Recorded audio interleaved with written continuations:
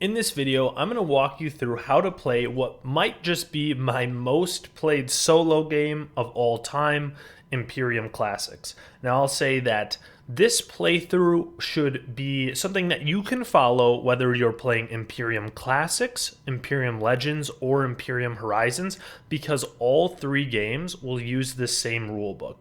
It's just that in this specific video, I am using two civilizations that came from the Imperium Classics box, and I am using the market cards that came from the Imperium Classics box. So you can play just the way I'm playing with only the Imperium Classics game. Now, the other thing I should point out is that there's a few things that I'm using that are just purely cosmetic and won't affect gameplay at all that came from the later box, Imperium Horizons, and you may not have if you only have the Imperium Classics box. Like this little setup thing right here, I don't think it came in the Imperium Classics box. This little card that tells you what the bot does didn't come in the Imperium Classics box, but you can actually find this same information in the table from the rule book for Imperium Classics. So with that being said, you should be able to follow this no problem at all. So our first step is going to be to set up this little market row right here. There's three pieces and they need to go in this order that you're seeing on the screen.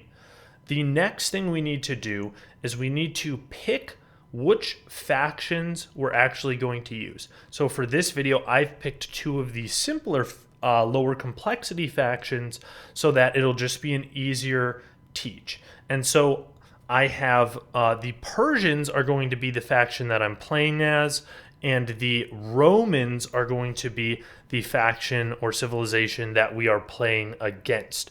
So this is going to be the civilization that the bot is. And so one thing we need to do first, before we get into anything else and start playing, is that we need to remove any cards that have an icon on them that right here that show like a +3 or a +4 with this little person right there. And so those are only going to be used in the games that have that many players. So +3 that I'm showing right now would be for games with 3 or more people, +4 is for games with 4 or more people. The bot versus you, even though it's a solo game, it's technically, 2 players where the bot is one of those 2 players. So first things first, in your own factions deck, remove any cards that have +3 or +4 in that area. So that's where I'm at now. I don't have any of those cards in either of those decks.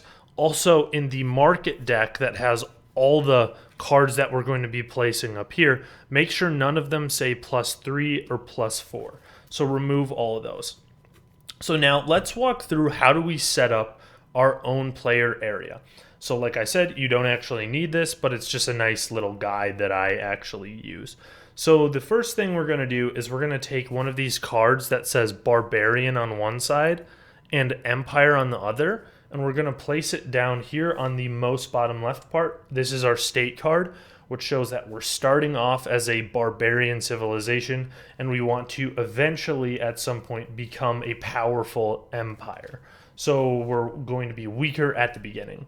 Then we need to take what is known as our power card, which is the one that just says the name of our faction, and it actually has this little icon with these 2 squiggly lines down here. And we can put it on either the B basic side or A the advanced side. And so the advanced side is usually going to have some more complex ability on it. And because I'm just doing a basic teach for this game, I'm going to use the basic side. But often the advanced sides are more fun. And we're just going to place that right there in this slot that says power card. Next, we're going to find all of the cards that have our civilization's color. So Persians are the purple right here, and they don't have anything in them. See how there's no symbol, it's just the purple? Some of them have like this half moon, some of them have like a plus sign. We're going to grab all the ones with no symbol, and we're just going to shuffle them all up. And this is going to become our draw deck. So these are the cards that we actually start the game with. So one thing to keep in mind is that right here, There may, for some civilizations, be a card or cards that have this little arrow on them, this little white arrow.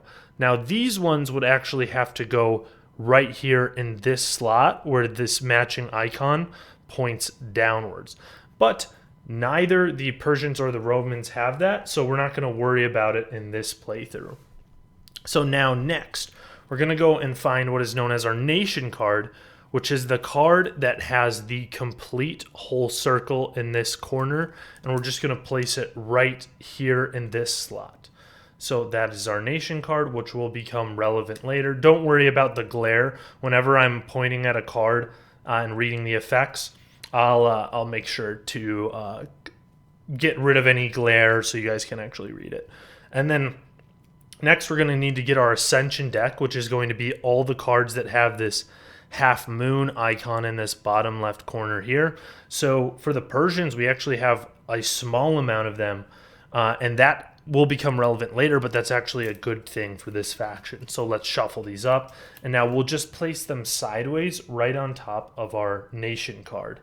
And then finally, get all the cards of your faction that have this little plus symbol or star, or I don't know, whatever you would call it, and just put them face up right here. This is going to be our development area, and these will become relevant even later on in the game. Again, don't worry about the glare over there. I'll make sure you can read what you need to read when you need to read it. So now let's set up actually the market area. So now we're going to need all those cards that don't have the +3, +4, and we're just going to go one by one and set all of these up. So you should have 8 unrest cards. Now, all 8 of these are just going to go right here in this spot with the matching icon pointing down. Then you need to get all of the yellow bannered cards, otherwise known as region cards. So these, we're just going to take all of them and we're going to shuffle them up. And the thing I should point out about market cards in general is that they don't have anything in that bottom left corner. So that's how you know they're not specific to any faction. So let's take all the region cards and just shuffle them all together. And then now we're just going to randomly draw 6 out of this. 1, 2, 3, 4, 5, and 6. We're going to place them right above it, right there. And then we'll take all the remaining region cards and we'll place them right above this area here with all those symbols. Now we're going to do the same thing with the uncivilized cards with the green banners here, and we're just going to shuffle the whole deck together, and then out of that deck of all of them we're going to draw 6, 1, 2, 3, 4, 5, and 6, and then we'll place it right above the matching icon right here. We'll take all the remaining cards and we'll put them right there. Now we'll do the civilized cards, which have the gray banner. We'll take all of them, shuffle them all together, and once again, just like the others, we're going to draw 6, 5, 6, and we'll place them right here, and then we'll put all the remaining ones on top of this deck again. Then we're going to have all of these blue cards, which are actually the most relevant to the faction we selected, the Persians, which we'll see in a second here. So all of the blue cards are just going to go right on top of this deck. We're not actually going to have to separate them all out at all. And now this deck that has all those sort of leftovers is going to be quite thick. And now this one, we actually need to just give it a good shuffle. And I would say this is the most important one to really spend time actually shuffling it, because the way that we set it up, if we don't give it a good shuffle, then there could be like a packet of like 4 green cards in a row or something like that. So once we've given it a sufficient enough shuffle, let's put it right here. And then finally, we have all of these purple cards. So the most important one is going to be the King of Kings card. The King of Kings card will be placed with the side with the A's here facing up in this slot. Now this is a card that can trigger the actual end of the game. And so now we're going to have a bunch of other cards. It should be 8 more of these cards, and we're going to just shuffle them all together. And I should say 8 cards with the purple banners. and we'll shuffle them all together. These are the most powerful cards in the entire game. They're also the ones that are the most difficult to get, and we'll just remove 2 of them, and without looking at which 2 they are, we'll just place these back into the box. And the reason you don't look at what they are is because once you get better at the game, if you see what they are, that could instruct your strategy a little bit. So you'll take the 6 that you still have, and you'll just place them right on top of the King of Kings card right here. Now, this is going to be known as the Fame deck. Now, let's set up the individual bot area. So this is going to be our opponent that we're playing against. So we're going to have the power card, which is just going to be used to store the bot's history, which we'll get into in a little bit. And I'm just going to place that here for now. So the draw deck for the bot is going to work the same way for us. It's going to be all the cards that don't have any icon in the corner. So there should be 10 of those, depending on which bot you're playing. And let's shuffle up all 10 of that. Now this is going to be the bot starting deck. And one thing that we will do actually is let's place these out into these slots. So your game should come with basically 6 little numbers, and we're going to be playing on basically what is like the medium difficulty, the one that requires no modifications. So we're going to have 5 slots for different cards. So just get 1 through 5 and lay them out somewhere on your table. And I'm going to put 1 in the 1 slot, 1 in the 2 slot, 1 in the 3 slot, 1 in the 4 slot, and 1 in the 5 slot there. And then the remaining 5 cards are just going to be the bot's remaining draw deck. And then now we need to set up a little bit more for the bot. So the bot will also have all of these cards with the little half moon icon here. Now we can just shuffle up all these cards. They'll become their own deck that the bot will use or go through as it develops more. So we can just place this here for now. Now we're going to need the bot's nation card, which is the card that has the little circle, and place it by itself. And then we need all of these development cards of the bot, the ones that have this little plus icon here. And we need to actually store them in the order that will score the most points for the bot. So the bot wants to get the cards that score the most first. So the way that a card scores is based on the values in the bottom here. So like this one scores 2, this one scores 2, this one scores 3, this one scores 3, this one scores 4. Now this one has a star on it. So what does that mean? The one with the star is going to score 5. So for a bot, a star always scores 5.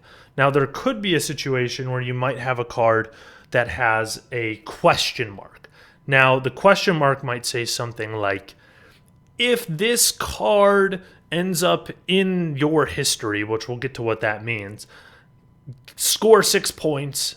If it doesn't, then 0. With a bot, the question mark will always be assumed to be the max value that that card could score. So right now we have it set up so we have the 5 point, 4 point, 3 point, 3 point, 2 point, 2 point. Now we want it so that when we place these cards down like this, the one on the top is the one that scores the most points, and the one on the bottom is the one that scores the least, right? So 2 points should be on the bottom. The first card the bot should draw is the 5-point one that scores the most. And then so we'll take that deck, then we'll place the nation card with the circle on top of it, and then on top of that we'll place the deck we made of all those half moon cards right on top of that. So this is the deck that the bot is going to basically draw from as we go further into the game. Now there's just 2 more things we need to do to be fully ready to play the game. The first is that we need to grab 3 of these resource tokens, which are these purple ones, and we'll just place them right here on our state card. Then we need 2 of these population tokens, which are the blue ones, and we're going to place both of these 2 right here on our state card. And finally we need 1 victory point token, which looks like this, and we'll place that on our state card. And then finally we need to set up the card market here that both us and the bots will be getting cards from. So we're first going to flip 1 card off the top of this deck, the region deck, and we'll place it right there. Then we're going to take an unrest and put it right here and flip this green card. So in this market, any card that is not yellow will always have an unrest, one of these red cards, below it. Any of the yellow cards will not have an unrest card underneath them. So let's take another unrest card, put it here, and then flip this first civilized card right here. And then now we need to take 2 off of this general market deck. So let's take the first one. That one's yellow, so it doesn't need an unrest. And then let's flip one more. That one's blue, so it will need an unrest underneath it. And we'll place it right here. And we've perfectly set up our market row. The last thing we need to consider is that at the beginning of the game, any card that has the white banner, so the civilized cards, which there's only one right now, will need a victory token placed right on top of it like this, and we are good to start the game. So why don't we go ahead and take our first turn, which is just going to involve drawing 5 cards off of our draw deck. 1, 2, 3, 4, 5, and this will become our hand for the turn. So let's see what we got. We got 2 unrest cards, and we got a Conquer, Lydians, and the, I guess, Zagros. So I'm trying to think of what should we do. So this is where the gameplay is going to come into play, and there's 3 different things we can always do on our turn. So let's just consult this really quick. So 90% of your turns are always going to go the same way, and they're going to be basically an activate turn where you take up to 3 actions and use up to 5 exhaust abilities. Almost every turn is that way. But you could have turns where you do something else. So you could innovate, which means discard your whole hand and then break through for a card up in the card market. Not one of the purple ones, one of the other ones, and we'll go through what breaking through means. Or we could revolt, which means that we return all of the unrest cards in our hand, so these red ones here, to this pile. So these unrest cards are cards that we do not want. They just clog our deck. They don't do anything good for us. Now, we can get rid of them, but in order to get rid of them, we actually need to do one of the 3 things on this card, which says is we need to pay one of our blue tokens, or we need to pay 3 of our purple tokens, or we need to discard 2 cards. So the cost is quite steep to get rid of one of these. The other thing that we need to do is we need to use one of our 3 actions we're allowed on the turn. So say if I wanted to get rid of this card out of my deck because it's clogging my deck, I would have to flip this to use an action. So now I only have 2 left, 2 white dots rather than 3. And then I would need to do one of the 3 things. So say I spent 1 population token to put it back onto this pile here. I pay this back to the bank, and now it's out of my deck, but I have 1 less population token and 1 less action. So where we might want to consider the move where we just use our whole turn getting rid of all of our unrest. So a revolt turn is if we have a lot of these in our deck. So one thing I'm actually considering is maybe holding on to these and doing a turn where we get rid of all of our unrests the next turn. So another thing to notice is that some of these cards have this little like red axe icon on them. So these cards can only be used on turns where, in points of the game where you're in the barbarian state. So if you eventually flip over, so let's say we flip this card and we end up as basically as an empire, then the icon no longer matches and we won't be able to play those cards anymore. So that's not going to happen to us for quite a long time.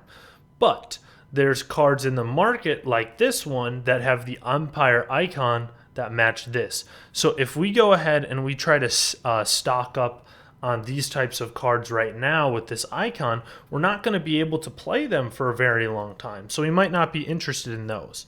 So here's what I'm initially thinking of doing. So this card right here, Conquer, says that we can... whoops, I'm hitting my mat. This card Conquer says that we can choose to pay 2 of the population blue resources to acquire a yellow card or a blue card. Or we could pay 3 of those resources to to break through for a yellow card or a blue card. So we can pay less to acquire, or we can pay more of them to break through. Now, what does it mean to acquire versus break through? So at its most simplest, breaking through is actually stronger than acquiring, because when we acquire, we have to take the card itself and the unrest beneath it. So for a blue card like this one that has an unrest underneath it, breaking through might be better because we don't have to deal with that unrest. Whereas for regions, they don't have the unrest underneath them, one of those red cards, right? So we would be less inclined at this point in the game to break through for a region. Also, the Persians, one thing I should point out, they're built around getting these blue cards. So the Persian power card actually has a special scoring condition that says we get 1 victory point per blue card. So we're going to want to go after those. So here, let's play our first card of the game, which is going to be this Conquer card. And we're going to flip an action over here. So we used one of our 3 actions for our turn. And we are going to pay 2 population tokens to acquire a blue card. So we'll pay 1, 2, and we'll acquire this Egyptian's card right here. So that means we're going to take the card itself and the unrest, and they're going to go into our hand. Now, the Conquer card that we played to make that happen is going to go into the discard pile. Now there's an empty slot here. We're going to draw a card off of this deck. See what it is. It's a region card, so it doesn't need an unrest underneath it, and it will just slot in right there. So we've got 2 actions remaining on our turn. So what I'm actually gearing up for on our next turn is that I want to do that revolt turn where we're just going to chuck all 3 of these unrests at the same time. So I'm not planning on doing anything with them right now. So what should we do? We have 2 other cards that we could play. Now, one thing I should point out in this game is that some cards have this little almost like an infinity symbol icon on them right here. And these are cards that are pinned. So when you play them, they stay in your play area permanently until something else happens. If they don't have that icon like these 2, they just get played usually to discard. Sometimes they'll have a specific instruction to place them somewhere else. So let me show you an example of a card that goes somewhere else. So this one, if I play this, I gain 2 population, so 2 of those blue tokens, and then I have to put it into my history. So just for the sake of showing you how that works, I'm going to play it. So I use one of my 3 actions. I'll get 2 population tokens here, and then I'll put it in my history. Now my history is underneath my power card, and so I likely am not going to see this card for the rest of the entire game. Although at the end of the game, when we do score the game, if it had any type of scoring component here, that would still be relevant to me. So now we have 1 single action left, and I can decide between each of these. So this one says, if I'm in my barbarian state, I can put the top card of my nation deck into my discard pile. If I'm in my empire state, then I can develop. And then we'll put this card into our history. So I think I'll just play this card right now. And what that's going to do is it's going to take the top card of this deck and put it into my discard pile. Now, why is that so strong? Why is that such a good thing? Because when I get all the way through this nation deck, that's when I get to flip and switch from being a barbarian empire barbarian civilization to an empire civilization, and my whole civilization becomes a lot more powerful, and I have access to these better cards that I can play that have this icon. So I do want to speed up my development to becoming an empire. So I'm going to use my last of the 3 actions. I'm going to take the top card of my nation deck. Because I'm in my barbarian state, I'm going to put it in my discard, and then this is going to go into my history. So now I have 2 cards underneath my power card that are both in my history.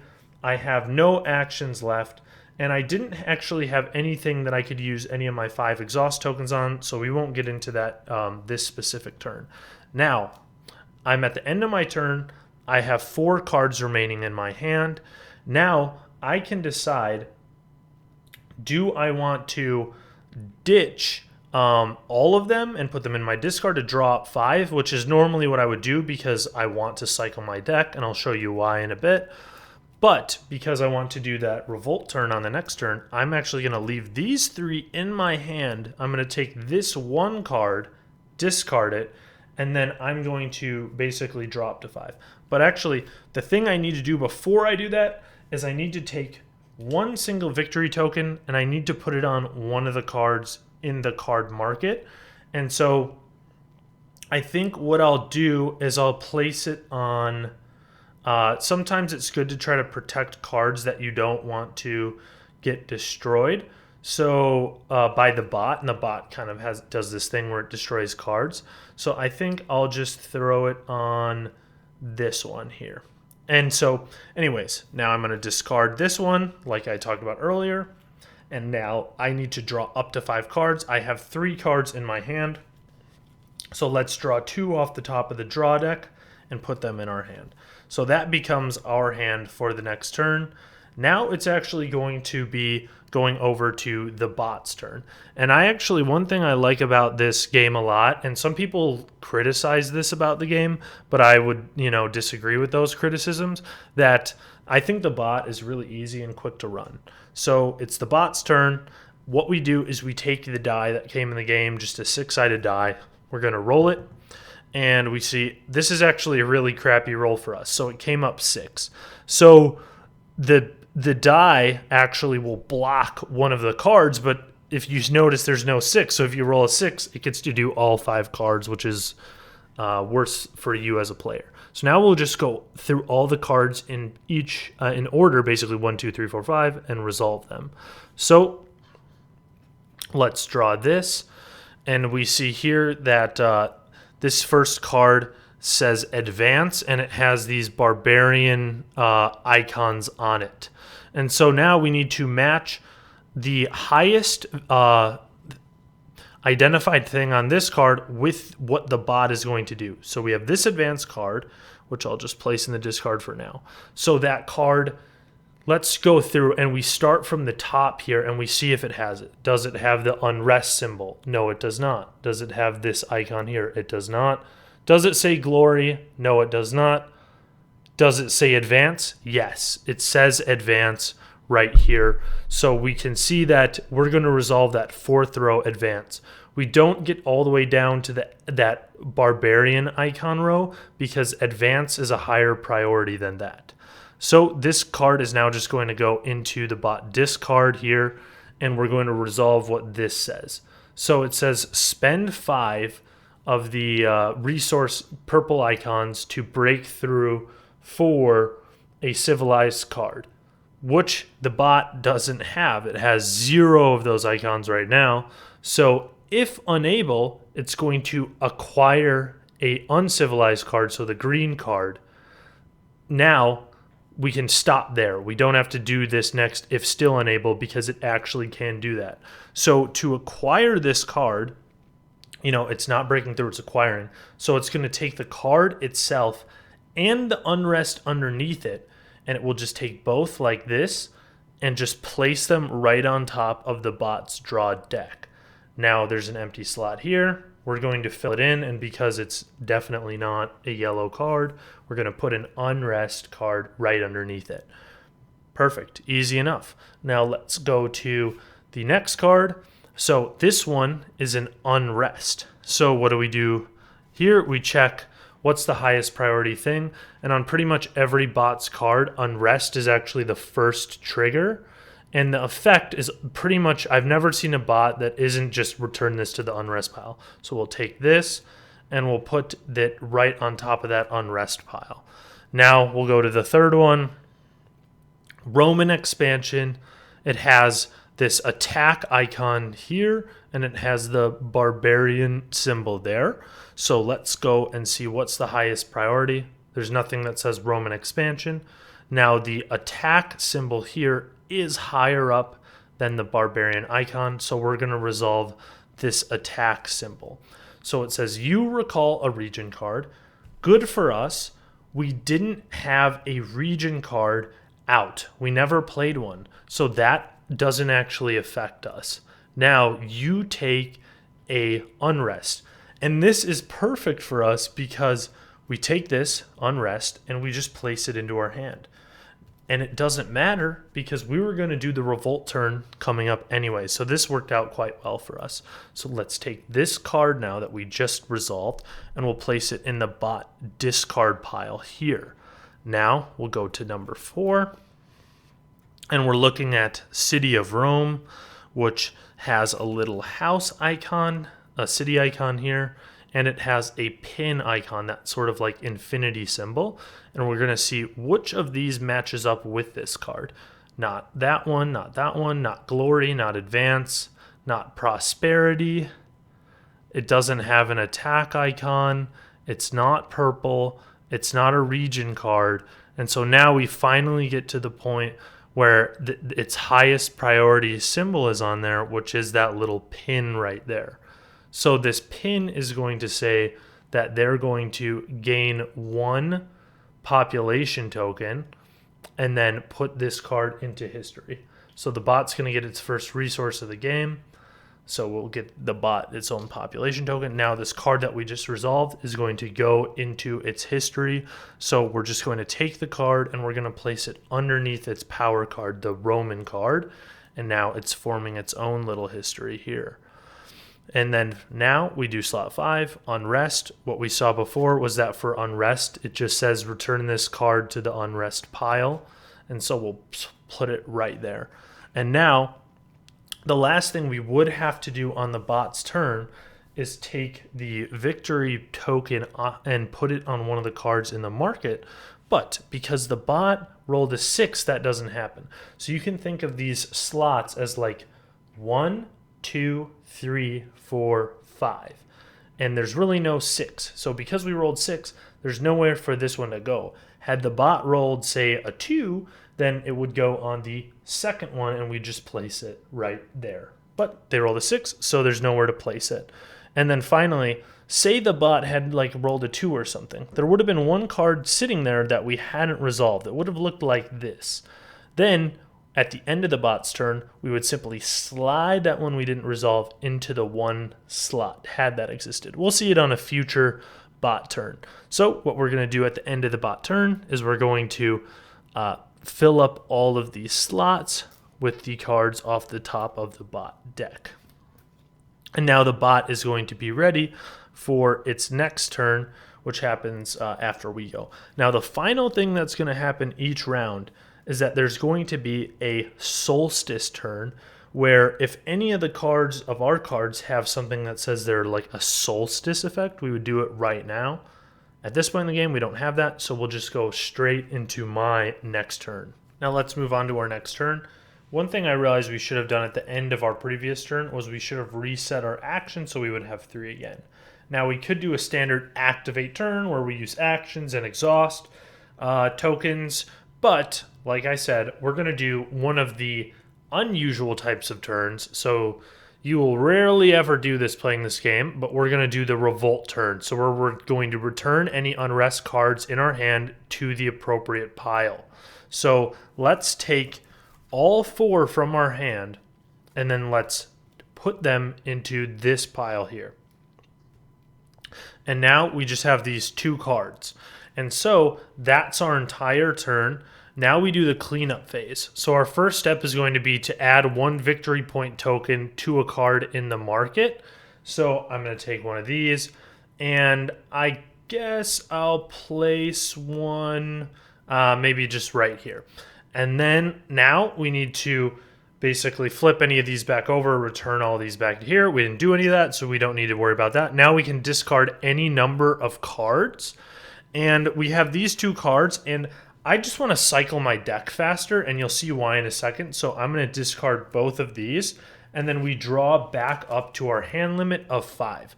Now this is where things are going to get a little bit interesting. So we draw 1, 2, 3. Look, we've run out of our draw deck. So now what's going to happen is we need to get up to 5. So we're going to take our discard pile, then we're going to take the top card off of the Ascension deck here, and we're just going to shuffle it into our discard pile. Now we take an exhaust token because we have to use one of our exhaust token to do that, and we're going to place it on top of this Ascension deck. So this will basically ensure that we can't go through 2 cycles of taking cards out of our Ascension deck in the same turn, essentially, or the same round. So now we shuffle. We only have 3 cards in our hand, so we're going to draw up and get 2 more cards. Now we'll have our total hand size of 5 cards, and our turn will be complete. And once again, we'll move on to the bot turn. So bot turn is going to work the same as last time, where we're going to roll the die, and we got a 3. So now we're going to take the 3, and we're going to place it on top of that card in the 3 slot. So we will not be resolving that bot card this turn. Now let's take this first card and resolve it. So Unrest. We know that the top symbol that matches this is the Unrest, which says return this to the Unrest pile. Now we'll resolve the card in slot 2. So this card is going to have, we'll see if it matches any of the iconography here. So we have, don't have that. It's not a Glory, Advance, or Prosperity. It's not an attack card. It's not a Purple Fame card. It's not a Region card. It doesn't have the pin icon. It's not a Barbarian card. And it's not a blue card. So we have to go down all the way to other. So we're going to resolve the very bottom thing on this, which is just to gain 2 purple tokens. So the bot is going to get its first purple tokens of the game, and now this is going to go into that bot discard pile. Now 3 we cannot resolve, so we're going to skip straight to 4, and 4 is going to be this card Triumvirate, which all it really has on it is the Barbarian icon. So we're going to have to go down to this row to resolve it. So I'm going to put it in the bot discard pile. It's going to tell us to spend 3 blue tokens in order to break through for a blue card. If unable, so we can't because it only has 1 blue token. So we'll do the if unable part, which says that we would acquire a yellow region card. And so we actually can do that. So now, which region card is it going to acquire? Well, it's going to go based on points. So there's 0 for this one in the corner, 0 for this one, or sorry, 1 for this one, and 0 for this one. So its preference is going to be the one that is worth 1. So we'll grab that. So basically it just grabs the one that has the highest matching total points. If all those tied, like let's say both of these had a 1 there, then it would prefer the leftmost card it could take.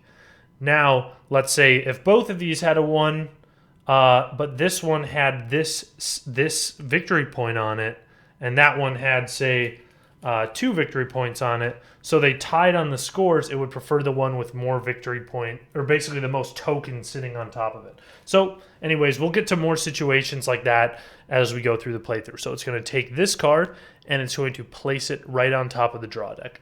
When it acquired the region, it didn't get an unrest like it does with the other types of cards because they don't have unrest underneath them. Now we take the top card off that deck, flip it, and now we see that it is a civilized card, so it's going to get an unrest. So only regions, once again, are the only ones that don't get an unrest underneath them. Then we'll flip the card in slot 5. Now this is going to be a region. So the bot is going to place this. We'll start the bot's regions right here, but here, let me actually even show you what's happening. So this symbol has that sort of like infinity pin on it right there, but it also has the region icon, and the region icon's one above. So the top thing we'll resolve is the region icon, which says put this or play this region. So that's why I put it right here on the table. And then exile a card from the market. So when a bot exiles a card from a market, it always exiles the leftmost card that doesn't have any tokens on it. So this is the leftmost, but it has a token on it. This one doesn't have a token on it. So it will exile that, meaning it takes it and it puts it right here. This little symbol right here with the arrow to the right, that's the exile symbol. Now we'll flip the next one up and we'll just slot it right in where that one went out. And now it also says discard the top card of the bot deck. So now we're going to take the top card of the bot deck and we'll put it in that bot discard pile there. So we've fully resolved that action. Now this is in play for the bot. And also we have that 3 right there. So now we're going to take a victory point token and we'll place it on the card in the 3rd market slot. So 1, 2, 3. This one is going to get the victory point token. Now this card that we didn't play because it was in the 3 slot is going to slide over to the 1 slot. And then we're going to start dishing out cards again, starting at the lowest number. So 2 and then 3. But oh look, I'm now out of cards in the bot's draw deck. So what do? Now we take that bot discard pile, grab it, and then we take the top card off the bot's Ascension deck here, and we shuffle it into the bot's draw pile. So this is how the bot and ultimately might end up becoming an empire once we get further and further through their deck of cards. So now we can dish out the cards in slots number 4 and number 5, and then we'll put the bot's draw deck back where the draw deck was, and the discard pile is empty. Now we will do the solstice phase, but I don't have anything in play yet that requires a solstice action, so we'll just go straight back into my turn. So now it's my turn. I've got all these cards. One thing I might do, just to show you an example, and not that this would be the best strategic move, but just so that you understand all the core principles of this game. So one thing we can do, instead of doing an activate turn, which is what we did on the first turn, and then instead of doing a revolt turn, which is what we did on the second turn, there's another type of turn we can do, which I'd rarely do when I play this game, but I just want to show you. So you can do an innovate turn, which is you just discard your whole hand. Then you break through for any of these cards up here, of these types of cards, not the purple cards. So green, gray, yellow, or blue. And so I'm going to do an innovate turn. So I'll discard my entire hand, and then I'm going to break through for one of these cards up here. And so this is a good example of how breaking through works. So I could just take, say, this one has these 2 victory point tokens. Maybe I want that. I would grab the card. Because I'm breaking through and I'm not acquiring, I would leave the unrest underneath it. That's why breaking through is better than acquiring. Or, since there's no blues out here right now, I can break through for a blue card, which I probably should do because that's what the Persians want. They score from getting more blues. So I'll break through for a blue card, which means I'll take this deck, which is relevant to the blue cards, and I will just take cards off the top of it until I get a blue one. So that wasn't blue. There, I got a blue card. Now I will take that one out, and that will go into my hand, and I will shuffle this deck because I saw that top card. And I don't even need to take an unrest because it's a breakthrough, which is the nice thing. Now I've used my whole turn, and so I need to decide, am I going to keep this card in my hand or am I going to discard it? And it is a good card, but I'm going to discard because I just want to cycle that deck faster so I can become an empire faster, because the faster I churn through the deck, the faster I become an empire. So now that our whole turn's over, really quick turn. Now we're going to do the cleanup phase, which is to add 1 token, 1 victory point token to the market. So I'm going to take 1 victory point token, and I'm trying to figure out, because we have to keep in mind that the bot likes to get rid of cards, right? Exile them from the market, and it always gets rid of the one that's the leftmost. And so that doesn't have a token. So I just want to make sure we're not letting it exile a card we want. I think maybe we don't want it to exile that one. And then now we need to reset all these. So this one that ended up there, that one action token, we're going to, or I should say exhaust token, we're going to put it back where it came from. We would discard any number of cards, which I just did, and then now we would draw back up to 5. 1, 2, 3, 4. Oh, look, we only have 4. We don't have the 5th one. So now we do the same thing. So now it was good that we moved that 5th one off of there, because now we're going to do the same thing where we take the top card of our Ascension deck, we shuffle it into our discard pile, and once again, we put this back on there. So on our next turn, until we go through our cleanup phase, we won't be able to cycle through that deck again. But we're becoming an Empire really fast. So if I look at this deck, I only actually have one more card there. So I have to get through this one card, and then I have to get through that Nation card with the circle on it. And once I've got that Nation card, I'm going to flip into Empire mode, and I'll become basically, most likely, more powerful. So, perfect. Quick turn. My whole turn's over. And now it's going to be the bot's turn again. So I'm going to roll this die, and then we got a 5. Anytime you don't get a 6, that is a good thing on the roll. Let's resolve the first card.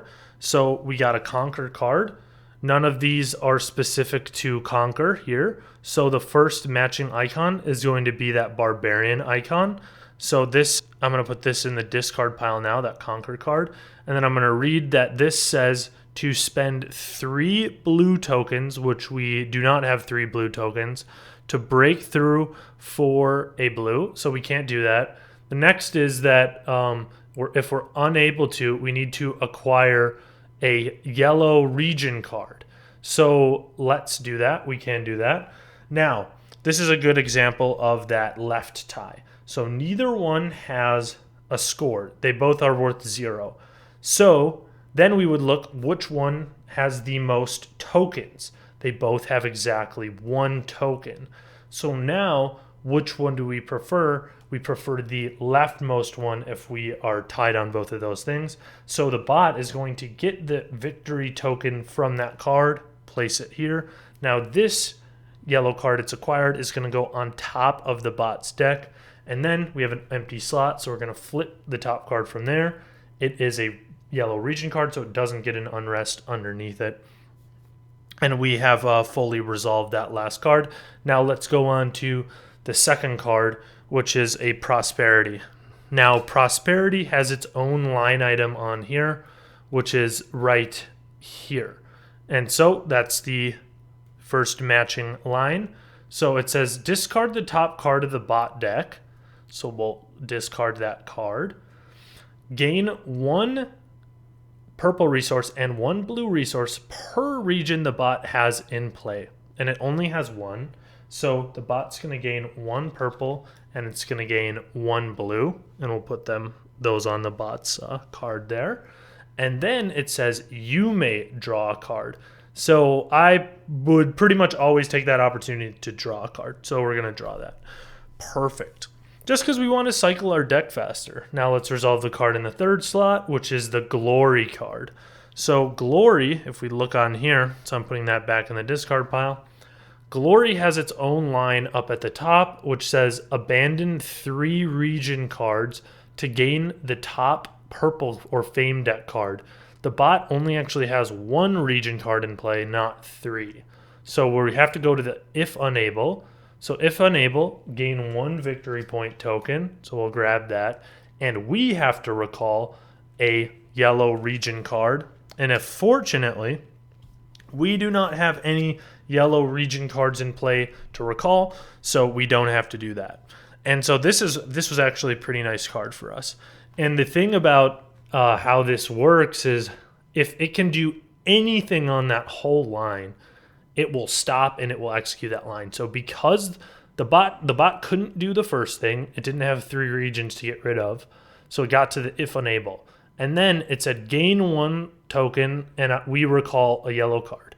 But because it could do one of those 2 things, which was gain the victory point token, it executes that line and it stops there. So if it couldn't do anything on that line, then it would go to the next most matching line, which for a Glory card would have been the other at the bottom. But we'll probably see a case like that later on in the game. So now we do the card in the 4 slot, which is another region. So the region effect says play this, so it's going to become the second region in play. Exile a card from the market, so that's the next thing. It exiles the leftmost card that doesn't have a token on it, so we'll exile that, draw a card off the top, and because it's not yellow, then we have to put a unrest underneath it. And then finally, it says discard the top card of the bot deck. So we'll take a card off the bot deck and we'll put it in the bot discard pile. So that was the bot's whole turn. Now we need to take a victory point token because this is in slot 5. So do 1, 2, 3, 4, 5. And we add that token right there.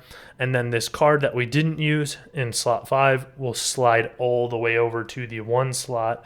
And then out of the bot's deck, we'll start dishing out cards again. And we get all the way to the 4 slot, and we're out of cards. So we need to pick up the bot discard pile and then take a card out of this, out of the Ascension deck for the bot and shuffle it into the bot's deck.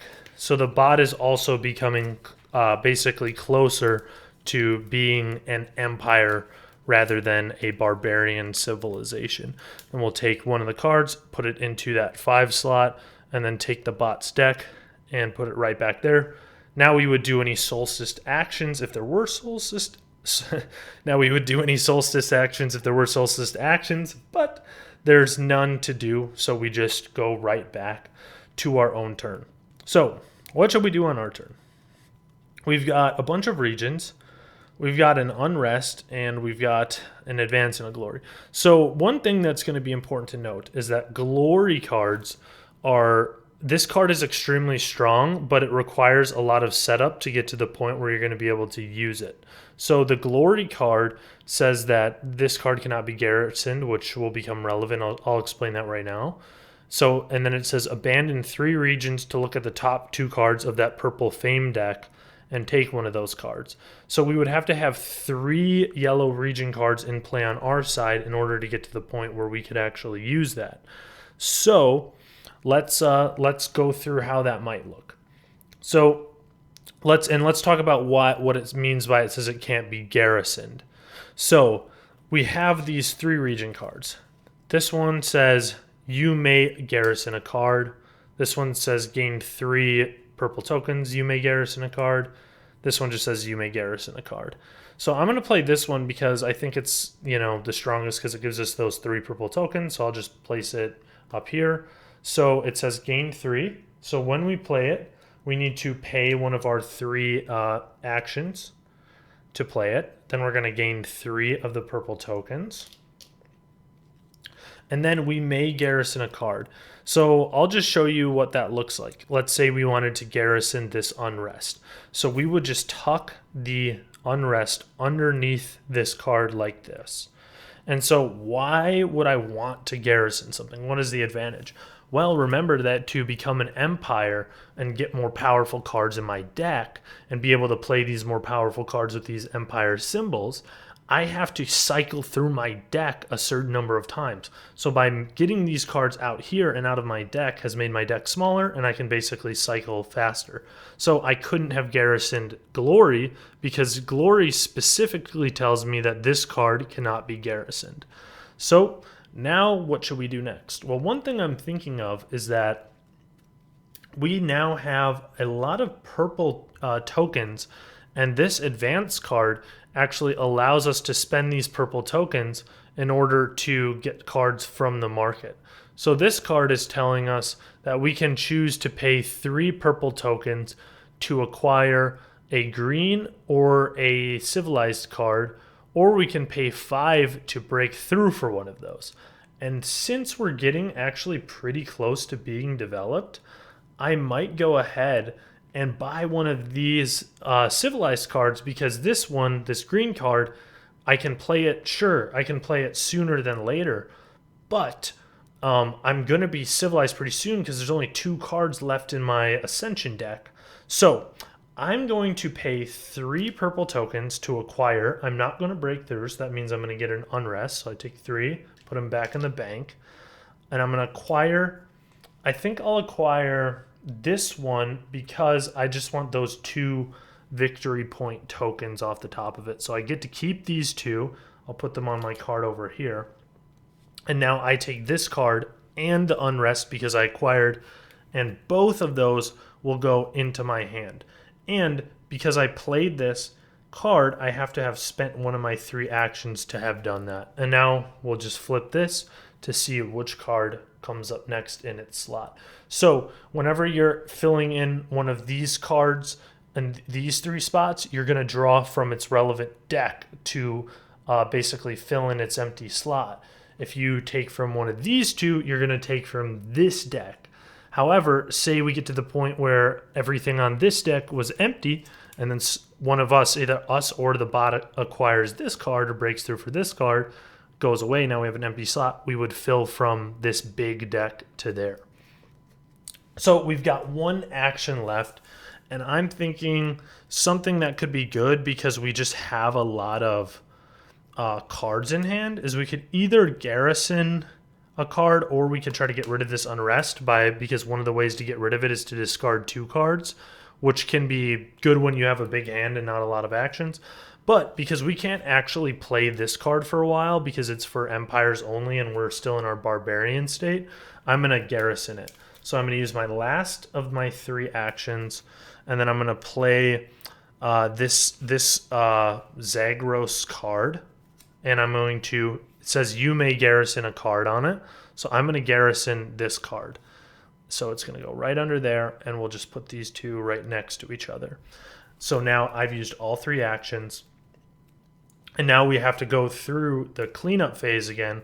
So I'm going to have to take 1 victory point token and put it on a card up here in the market. Are there any that I really don't want to go away at some point or get exiled by the bot? Maybe I don't want this card exiled by the bot, so I'll throw that on there. Now I have to decide, well, first I'll take any exhaust tokens and I'll move them back over here. And also I have to flip all 3 of these back up to show that I get my 3 actions. Now I have to decide how many cards am I going to discard. Am I going to keep any of these? 3, and I just want to cycle my deck faster, so I'm going to take all 3, I'm going to throw them in the discard, and then I'm going to draw back up to my hand limit size of 5 out of my draw deck. 1, 2, 3, 4, 5, and that is actually just enough cards.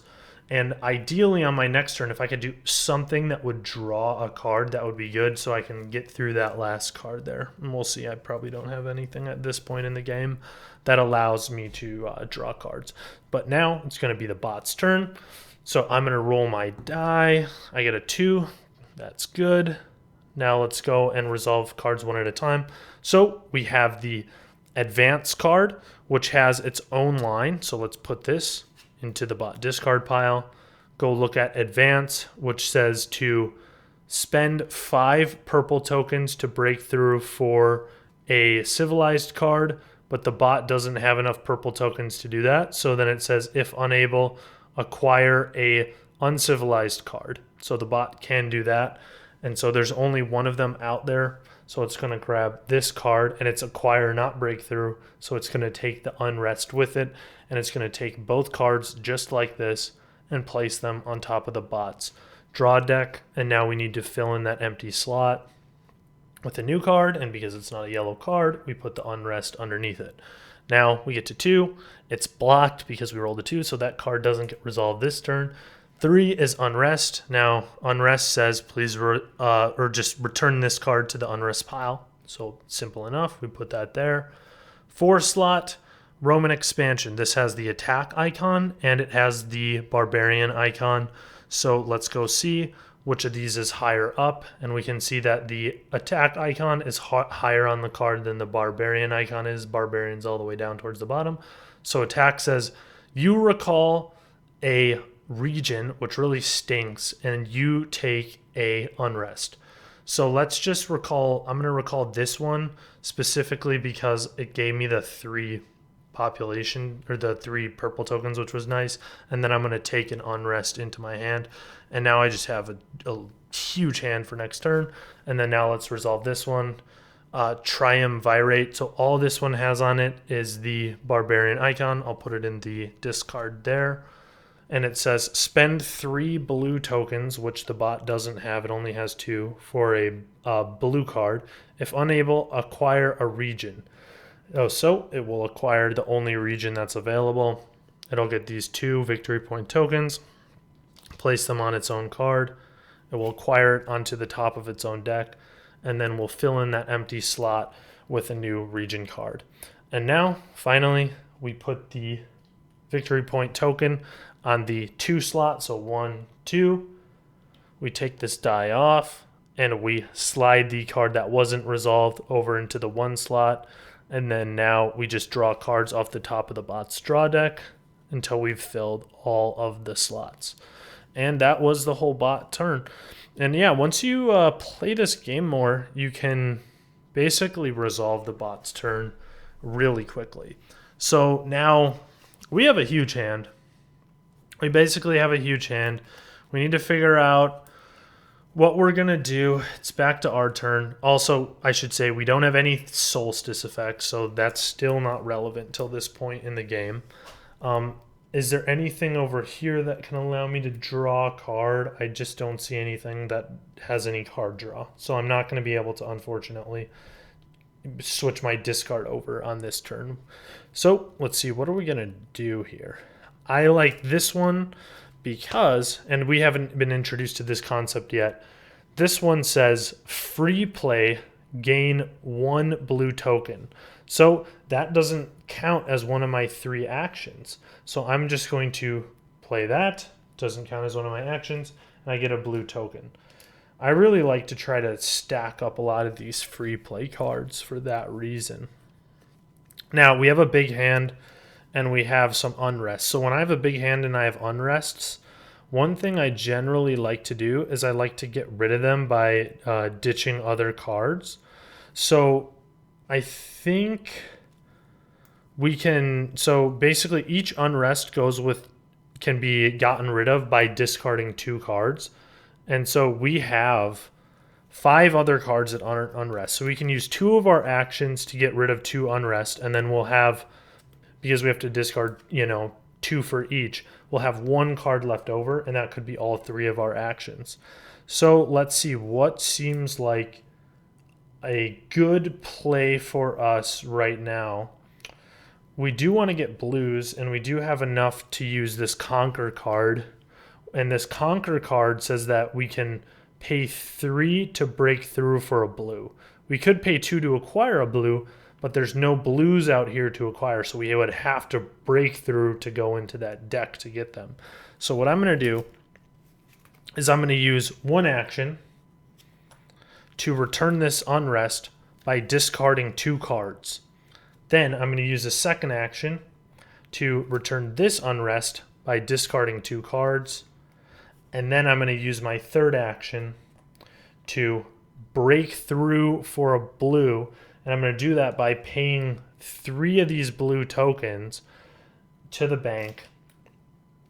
And then we're going to go into this stack here, and we're going to hunt for the blue cards. No, no, no, no, no. Not a lot of blues. Let's see. We've really hunted a lot. And this is useful information in the future, so we finally just got a blue. Now let's shuffle all this. So we might end up just running this deck out of blues, unfortunately. But there's still probably a decent number sitting in there at this point in the game. So let's take this blue card. Now we basically have a hand of 1 blue card. And we can decide of whether or not we would want to keep it in our hand. So now we're in our cleanup phase because we used all of our actions. Now we'll take 1 single victory point token and we'll put it on 1 card in the market. And we're going to want to make sure that we can get rid of a card that or basically protect a card from exile is usually how I use these. Let's just say we wanted to protect that one. Now we can decide, do we want to... Oh, first we should flip these 3, I should say. So we want to show that we're good to have our 3 actions on the next turn. Now, do we want to keep this in our hand or discard it? I just want to cycle faster, so I'm going to discard it. And now we have to draw back up to 5. Oh, look, no cards in our draw deck. So we have to take the top card off of here, use one of our exhaust tokens right here, and now we're down finally to our nation card. So once we get this, do the same thing again, and we have to shuffle the nation card into our discard pile, then that's when we'll flip from our barbarian state into our empire state. So we only have to cycle through this deck one more time to do that. And that's usually when you start really like just getting a lot more powerful. And certain civilizations take longer to become empires, and some are quicker to become empires. And I think a lot of that is like historically accurate to how those civilizations actually worked. Like I think the civilization that is the quickest to become an empire is like the Greeks, which I think in their history they did become empires quite quickly. So anyways, we'll draw 5 off the top. There's our new hand for our next turn. Now we're going to go straight over to the bot turn. We'll roll our die, and we got a 3. There we go. And now we'll just resolve the cards one at a time, starting with this this green card, Diplomacy. This one we learned the last time. There's nothing on that card that matched any row, so we had to go all the way down to Other, and Other just said to gain 2 of these purple tokens. So for that one, we're just going to gain 2 purple tokens. Now let's go to the 2 slot, and we get to the point where, oh, here we go. So we got a region card. So we know that the region icon is above the pin icon. So of its 2 things it has, we do the region icon, which says play this. So we'll play it right there. So now it's got 3 of those in play. Exile a card from the market. So we start from the left, and we exile the one that's leftmost without any tokens. So it has tokens on it, has tokens on it, has tokens on it, no tokens. We'll exile this, draw the top card off of that deck to replace it. And then it says discard the top card of the bot deck. So now take the top card of the bot deck and put it in the bot discard. We get to 3. That one is the one that's blocked by the dice right now. So now we'll go to the 4 slot. This one has the barbarian icon. So that one is going to resolve that barbarian row all the way towards the bottom, which says to spend 3 blue tokens to break through for a blue card. It can't because it only has 2 blue tokens right now. So we'll skip to the if unable, which says if unable, acquire a region. So it can acquire this region, which will go right on the bot deck. And then we'll draw the top card of the region deck to replace it right there. And now we'll do the card in the 5 slot, which is Glory. So now Glory is going to be a big move because there's 3 regions. So if we go and look at see what Glory says, it says abandon 3 regions to gain the top purple card. So we're going to take the Glory card. We're going to put it in the discard. We'll take all 3 of the bot's active regions. We'll put them in the discard. So it's abandoning all 3 into its discard pile. And then it'll take the top card from this purple deck. So this is one of the main ways that the bot scores points, because all the cards in this purple deck are worth a ton of points. Now it'll take that purple card, place it right on top of the deck. And so it gained that. So because it says gain, it doesn't say acquire. You don't take the unrest card. Now the bot's turn is basically over. So we need to do the cleanup, which is in the 3 slot. So 1, 2, 3, we place this victory point token. Then we take the die off. We're going to slide all the cards over here. And then we're going to start filling in all those empty slots with cards from the deck. And there we go. Still 1 card left over in the bot's deck. And that, so we don't have to basically take anything off of the Ascension right now. We would go to the Solstice phase. Still no cards active that have Solstice effects. So it's just back to my turn. I think now is a good time to mention basically the ways that the end game can actually be triggered. And so the main ways that the game can end is that either this main deck here ends, so there's no cards remaining in it. That's one way that the end game can be triggered. Or if our whole development area, so once we're through this card, once our deck cycles and we need to basically populate an empty draw deck pile from our discard, we'll start taking cards out of the development area. And then if our development area becomes depleted of all cards because we've used them all, that would trigger the end game. Or if the bot ended up going through its whole development area, that would also trigger the end game. Another way that the end game can be triggered is if this King of Kings card, so if we go through all the purple cards in this deck and we get to the point someone would acquire that King of Kings card underneath them, that would trigger the end game. And then besides that, there's a few civilizations that have like a card that once you get that card, end game's triggered. So that's basically the 4 ways that the end game can actually be triggered. So let's just go back to our own turn and see what we actually want to do. So we've got a bunch of cards where they have the barbarian icon, and this, since there's only 1 card left in the Ascension Nation deck, this is going to be our last opportunity to even play any of these. So this one we should definitely play right now, because this one says gain 4 purple resources and then put this card into your history. So we can only play it this time through the deck, so we might as well. So let's spend an action. Let's gain 4 purple tokens. So I'll take a 5 token and put a 1 back. And then we're going to put this card into our history. That was the easiest decision of the turn, I would say. Now we need to decide what else are we going to do this turn. So I think one thing maybe we should do, so we have a lot of purple tokens over here, and this one can allow us to get more cards with those purple tokens. So I'm thinking that because we're about to be developed and we're going to be able to play barbarian cards, maybe we want to use this card to get one of these civilized cards. Or I should say, because we can start playing these empire cards soon. So which one looks the best to me? I'm going to go with this attack card, especially because this bot is so annoying with the attack cards that I just don't want it to get those. So we'll use a second action, and now we either pay 3 to acquire or we pay 5 to break through. So if we do the 5, we don't have to take the unrest. So I think I'll do that. I'm going to spend 5 to break through and put that into the bank. So I get that token off the top. And I don't want the unrest at this point in time. So we'll flip the next card up, slot it right in there. Now we have 1 action left.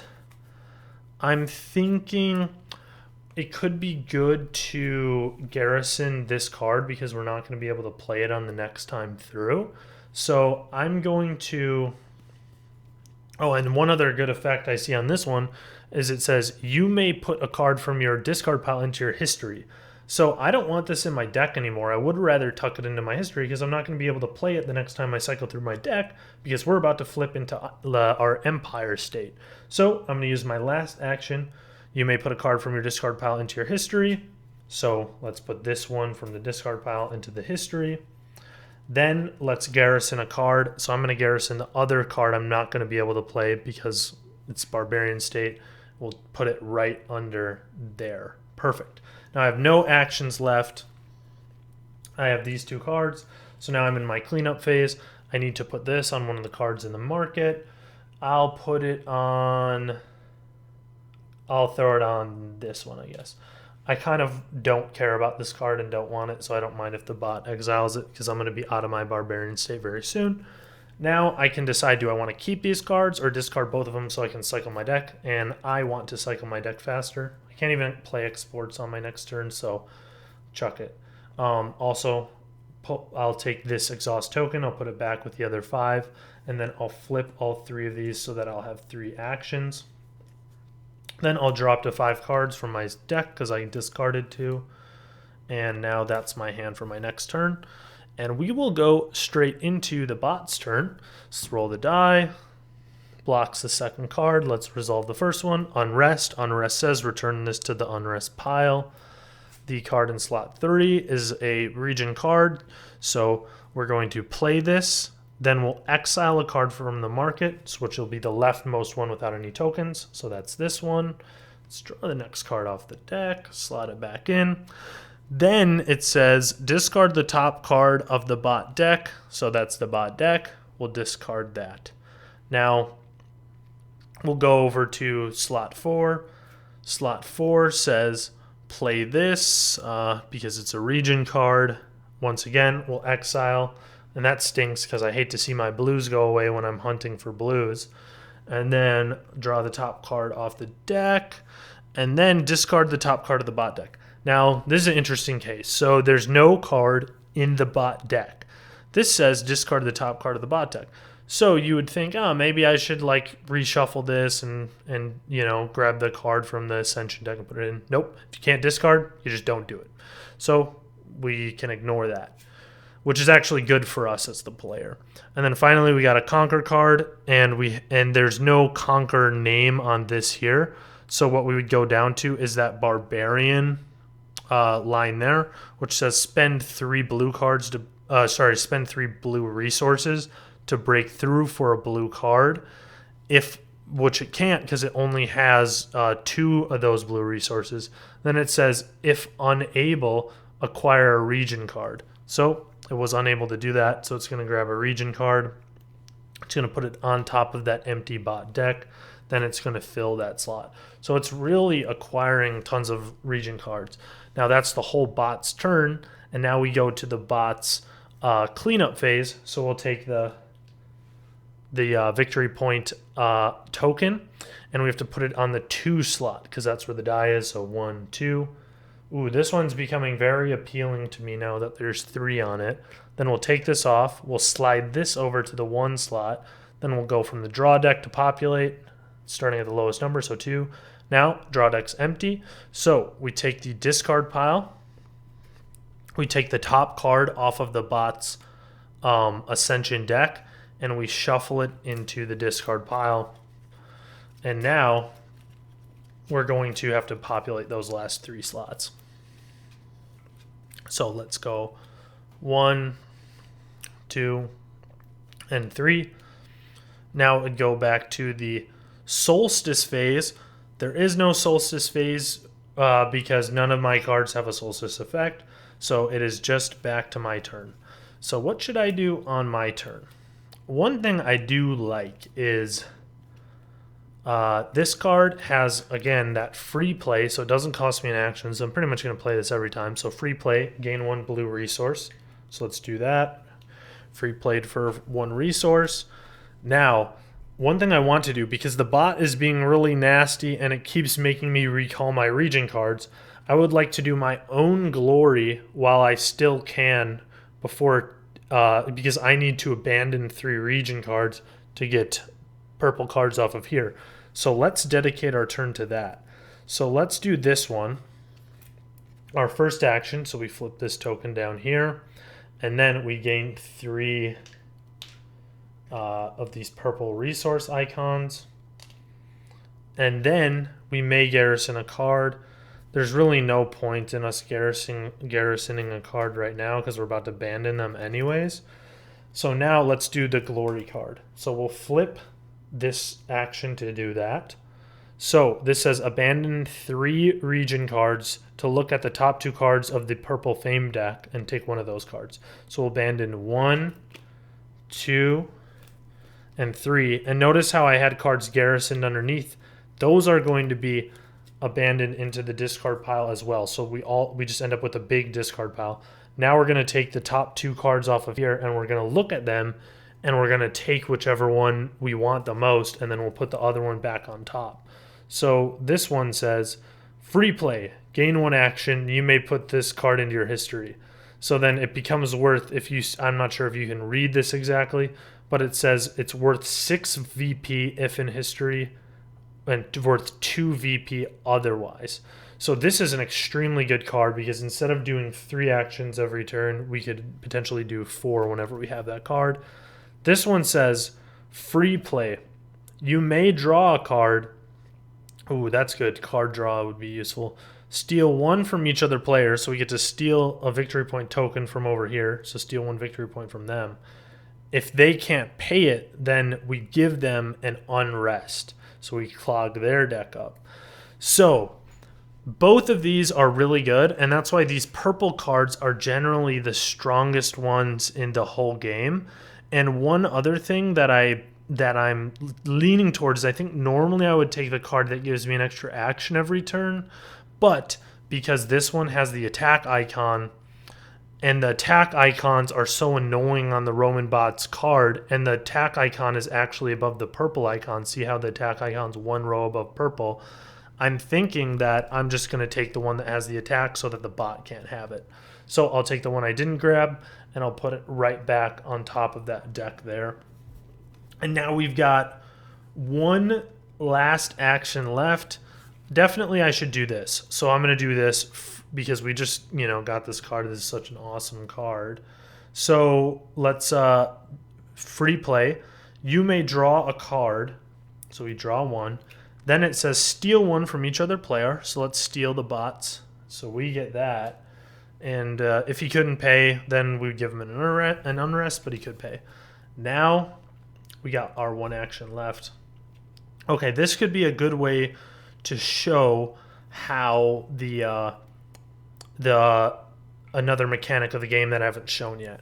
So see how this says choose to pay 2 blue tokens to acquire a region card or a blue card, or we could choose to pay 3 blue tokens to break through for a region card or a blue card. So I only have 1 blue token. So how could I do this?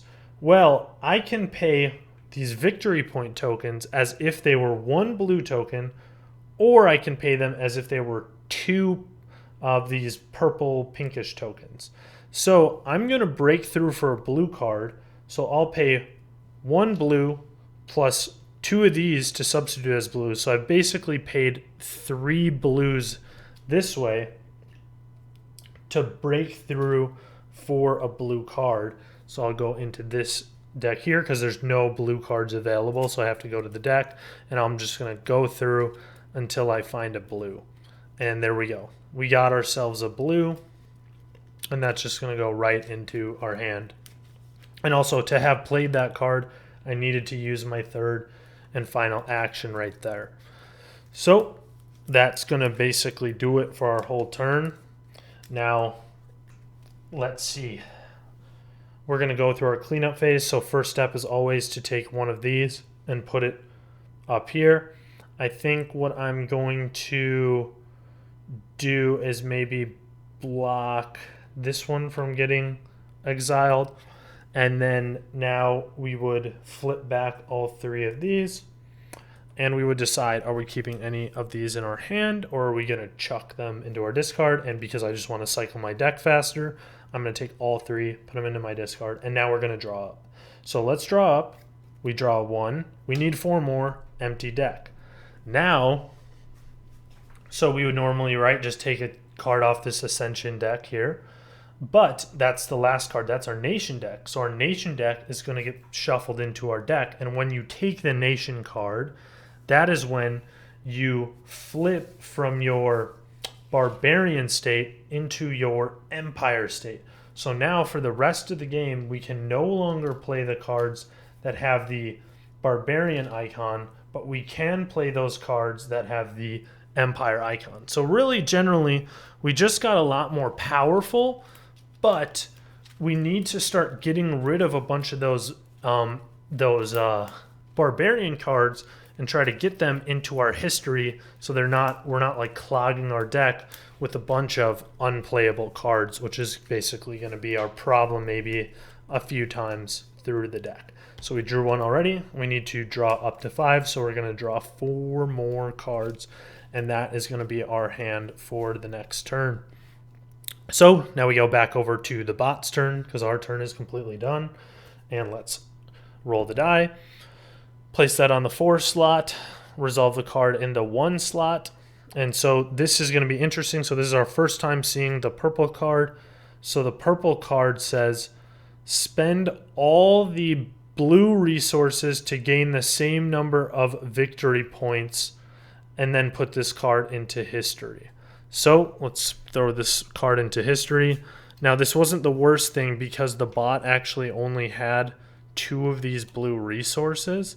So the bot's going to pay the 2 blue resources to get 2 victory points. So just an equal number of victory points. So now the bot has these 5 victory points. So I might just, to save space, swap these 5 out for one of the victory point tokens that has a 5 on it there. And now we'll resolve the card in the 2 slot, which is a region. So now the bot is going to play this region card, and it says exile a card from the market. So the leftmost card without a token on it is this one. It's going to exile that. And then it also says to discard the top card of the bot deck. So we're going to discard that into the bot discard. Now we'll resolve the card in the 3 slot, which is an advance. So that'll go to the discard. The row that is relevant to advance says spend 5 purple tokens to break through for a civilized card right there. So let's pay all 5 right there and break through for a civilized card. So now let's see, which one is it going to prefer? So it's looking at only the civilized card, so there's 2 right there. Now it's going to go based on points. Both of them have the stars. So this one has a star, this one has a star. So they're both worth 5. Remember that star is always worth 5 for the bot. Now the next tiebreaker would be which one has the most number of tokens on it, because they tied on their point values. This one has 3, that one only has 2, so bot prefers the one with the most tokens on it. So it is going to take this. Now, would it take the unrest with it? No, because specifically it was breaking through for it. It was not acquiring it, so it'll leave the unrest right there, and then we'll populate that. Get to the 4. 4 is blocked by the die, so we don't resolve that. Then we get to this one, Roman expansion. So the one that matches this the highest up is the attack icon, which says you recall a region card, which we can't do because we don't have any region cards in play. And then it says you take an unrest card, so we can do that. So now we would go to the ascension phase once again, but there is no ascension phase because we don't have any ascension cards. So now we would just go straight into our own next turn. So now what do we want to do on our turn? One card that I think we should play because it'll thin out our deck is this one, which says, and I think this is the one we acquired on our last turn, which says acquire a green card and then put this card into your history. So I'm going to use an action to play this. So we're putting this into our history, and then we're going to acquire a green card. And I think just for the sake of showing you a mechanic, I'm going to take this one. So let's grab this. So we get the token on top of it because it was acquire, not breakthrough. We do have to take the unrest with it. And then we would have to fill in that empty slot once again right there. And now, for the sake of showing you that mechanic as well, I'm just going to put this into play, the card we just got. So this card actually has a solstice effect. So now that whole solstice thing I keep bringing up is actually going to become relevant to the game. And then finally, I don't really feel like playing one region card right now, simply because this bot is just going to make us recall it anyways, because some of its cards do that. So I'm thinking that we use our last action to return an unrest. So we're going to do the thing that allows us to discard 2 cards to return the unrest. So we used our third action, we're returning it, and then we're just going to discard 2 cards from our hand to return it. So now we're going to be in our cleanup phase. So we take 1 victory point token, and let's throw it on. I'm going to prevent this card from basically getting exiled, because that could be good for us. And then now we flip all 3 of these back over. Now we could keep cards in our hand, but I'm just going to discard all 3 of these right into our discard pile. And then I'm going to draw up to 5 for our new hand for our next turn. And I generally prefer to just chuck all the cards and draw a full new hand every time. simply because I'm trying to cycle my deck as fast as possible.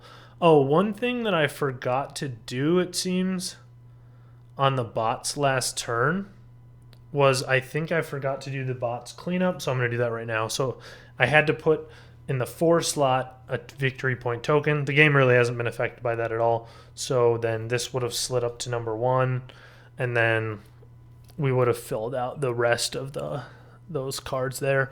Nothing was affected by that happening. I still would have probably made the same decision anyway, so it doesn't matter. And now we're on the bot's turn again. We'll roll the die. Put that on the 4 slot. Now we got a Conquer, which the highest icon on this, on the bot's little card here, is the Barbarian, which says to spend 3 blue tokens to break through for a blue card, but it can't do that. So if unable, it will acquire a region card. So we'll grab the region card and put it on the bot's deck. Basically, this bot is just stealing all the region cards. And actually, one thing that's cool about the way that this game works and the bots work in solo mode is that they made the bots work just like the faction itself works. So in the actual game, if you play as the Roman civilization, you do want to just get region cards. So the bot functions perfectly to how this civilization actually plays as a human would play it. And that's one thing that makes this game so good as a solo game. So, and all the bots really do want to do different things and make you play them in different ways. So now let's resolve the card in slot 2, which is Moneylender. Now, this card doesn't match any icons over here. Nothing. So we have to go to Other, which is to gain 2 purple resources. Now let's go to the card in slot 3, which says Prosperity. Prosperity has its own line. Discard the top card of the bot deck. And then gain 1 purple token and 1 blue token per region the bot has in play. You may draw a card. So I'm just going to, of course, I'm going to draw a card. And then the bot has 3 regions in play, so it's going to get 3 purple tokens and 3 blue tokens. So I'll trade these 2 purple tokens back into the bank to grab a 5 purple token, and then I'm going to take 3 blue tokens there. And then the 4 slot is blocked, so it can't resolve that. So we'll go to the 5 slot. There we go. So this one has the top thing that matches it is that pin, like infinity circle icon, which says gain 1 blue token. And then it also says put this card into history. So I'm going to put this card into the bot's history underneath that power card, which says Romans on it. So now it has 3 total cards in its history. Okay, that's the bot's whole turn. So we're going to have to take the victory token and put it in the 4 slot. So 1, 2, 3, 4. That is becoming a more appealing card now. Now we take the die off there. We slide this all the way to the 1 slot. And then we take cards off the bot's draw deck until we populated all 5 of the slots. So now that the bot's turn's over, it will be the solstice phase, and we actually have something to do now for this phase. So this card, this city card, says solstice, so that's how we know it happens right now before my turn. You may discard a card to choose to either gain 1 blue token or 1 purple token or draw a card. So unless I have something that I know I specifically want to do with those tokens, what I typically end up doing is just trying to cycle my deck faster. But actually, one thing I noticed is that I can get a blue token from this card, free play, gain 1 blue token, and then I can actually spend 2 blue tokens. Oh wait, never mind. I'm not, I gotta remember, I'm not in my barbarian phase anymore. I'm now in my empire state, so I can't even play this. So what I'm gonna do is I'm going to chuck this card because I can't even play it, so I'm gonna discard it to draw a card. So I did that solstice effect. Now we're out of the solstice phase and we're into my normal turn. Okay, now here is a perfect way for me to showcase one other game mechanic that hasn't really been relevant yet. So I'm going to play this with one of my actions. So this card says this is basically a card that gets pinned, so it'll be on the table basically forever now. And I can play it because this icon matches my current state. So it says exhaust, discard a card to gain 1 victory point token. The other thing is it does have a solstice effect, which says return an unrest from your discard pile, which is really good. So we can get more unrest and then we can give them back. So for now, let's do an exhaust. So that's why we have these 5 exhaust tokens over here. Let's do this. Exhaust. So I placed the exhaust token on there to show that I've used this effect. Discard a card to gain 1 victory point token. I'm going to get rid of this region card because I don't really feel like playing the region cards right now. And then that will get me 1 victory point token. That token will go here. And then now I have another thing. So always I'm going to play this. So this one says free play, so I don't have to use an action. You may draw a card, so I will. Then steal 1 from each other player, and anyone that's unable to give me 1 takes an unrest, so I'm going to steal 1 from the bot and put it there. Perfect. Okay, so now we have this unrest. Now we still have 2 more actions. I'll always do this, so free play to gain 1 blue token. Doesn't take an action. Now, let's see. I want to get this one going. So this is going to be another one with a solstice effect. So at this point, we went from nothing with solstice effects the whole game to now we're going to have 3 things with solstice effects. So I'm just going to play this right here. So we're going to have some big things to do with the solstice in the future. Then finally, I'm going to use my final action to get rid of this unrest. Yeah, wait, let me actually do something else. So this one is going to be more useful because this says you may put a card from your discard pile into your history, and we want to start putting stuff into the history. So I'm going to flip this to play this. You may put a card from your discard pile into your history. Let's get rid of the cards with the barbarian icons because we can't even play them anymore, and put them straight into our history. And now it says you may garrison a card. Would I want to garrison this unrest? I think I want to leave this in my deck so that I can eventually use this with my solstice effect. So let's keep it in our hand. Now we'll do the cleanup phase. Take one of these victory point tokens and place it on something up here. I am going to place it on this one here. Okay, now I can decide, first I have to flip all these back, then I need to take my little exhaust tokens, so this is the only one I used, put it back over here. Then I need to decide, do I want to keep this in my hand? No, so I'm going to discard it. Now I drop to 5. Okay, I only got 3 empty. Now I need to shuffle my discard pile, so that's going to trigger my development. So I have nothing left in the Ascension and the Nation deck. So now what's going to happen is I'm going to go into the development area. And so all of these cards are going to have a development cost. So see, this first one here has a development cost listed on the bottom, which says development cost, and then it says 4 blue tokens. Let's go to the next one. This one says development cost 4 purple tokens. So I have to look through all of these and see which ones can I afford and which ones do I want the most.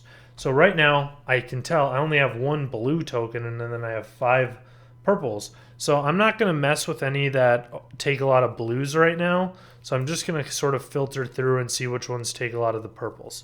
So really there's 2 main ones that are just purples. So I'm in a better spot to buy these. So this one says free play. Exhaust 1 card that has like this leaf icon to treat it as a card that has 3 of these sort of like beaker icons for the rest of the turn. I haven't really been using those icons, so that's not that useful to me. This one says all players gain 2 purple resources. Then we gain 1 victory point, so you gain 1 victory point. Each other player takes an unrest. So this would be a good way to give the bot unrest cards. So I'm going to do this one. So I have to pay, this one's very expensive. I have to pay 7 of the purple resources for this one, and I only have 5. But remember, I can pay 1 victory point token as 2 purple resources. So I'm going to pay 5 of these plus the 1 victory point icon. That counts as 7 of these, and that 7 right there will fully cover the 7 pink resource development cost of this card. So now this card will go into that discard pile with the rest of the cards, and we'll just shuffle up, and we need to basically draw 2 because we already drew 3, and we need to get back to our hand size, our total hand size of 5. So there we go. That's pretty good. There we go. 2 more cards, and let's see, this is going to be our new hand for the next turn. Okay, so now we're going to go back to the bot's turn, and we'll roll our die. 2. So we'll cover that up. Let's do the card in the 1 slot. There's a region card. So now this bot is going to have 4 cards in the region spot. So play this, exile a card from the market. We'll chuck this card. Fill that one in. Ooh, we want to get that. Then it says discard the top card of the bot deck. So here's the bot deck. We'll discard the top card from there. And then now we're going to move on to the card in the 3 slot because 2 is blocked. Okay, top thing we can resolve here is the Barbarian effect on this card. This Barbarian effect says spend 3 blue resources to break through for a blue card. So unfortunately, the bot has 3, so he's going to spend all 3. And then the 3 are going to go to the bank, and this one's available here. So he's going to break through for it. So breakthrough means he doesn't need the unrest. Takes this, puts this on top of the bot deck. Then we flip the top card and put it there. And that stinks because we have been trying to go for the blue cards. Now we'll go to the card in the 4 slot. Card in the 4 slot says Triumvirate. Nothing on this card says that. So we look at the Barbarian effect on the line right there, which is that we need to, once again, it's the same as the last card. Spend 3 blue resources to break through for a blue card, which the bot cannot do because it only has 1. So we hit the if unable, acquire a yellow region card. So it can acquire that. That was the last one. So this card will then go right here. This slot is now empty. There's nothing that we can flip right down there to here. So we're going to start drawing from this main market deck into that slot. So there we go. Now there's no region cards freely available. And that'll become relevant soon. Now finally we get this card from the 5 slot. That goes all the way to the other down here, which is just to gain 2 purple resources. I'll give the bot 2 purple resources. And now we're going to do the cleanup phase for the bot. So in the 2 slot, so 1, 2, we put this victory point token, take this die off, slide this over. Then we start filling all these in. So 2, 3, 4. Now the bot's draw deck is empty, so we need to take the bot discard pile, take the top card of the bot ascension deck, and shuffle it into the bot discard pile. So now the bot only has 1 more card until we get to its nation card. So the bot is actually getting pretty close to becoming an empire as well. So we'll shuffle all that up, deal a card out into the 5 slot, put it there, and now it is the solstice phase again. And now we actually have 3 cards with solstice effects. So I like to resolve these like by resolving one, and then I'll like shift it above the rest, and then I'll do the others. So let's see. These 2 cards do exactly the same thing.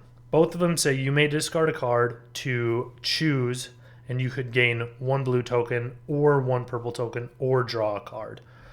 And then this one says return and unrest from your discard pile. So this is perfect. So I'm going to do with this one. So I'll do this one first. So I will discard a card. I'll discard this unrest. And then I'll do that so that I can draw a card. So that one's done. Now I'm going to do this one.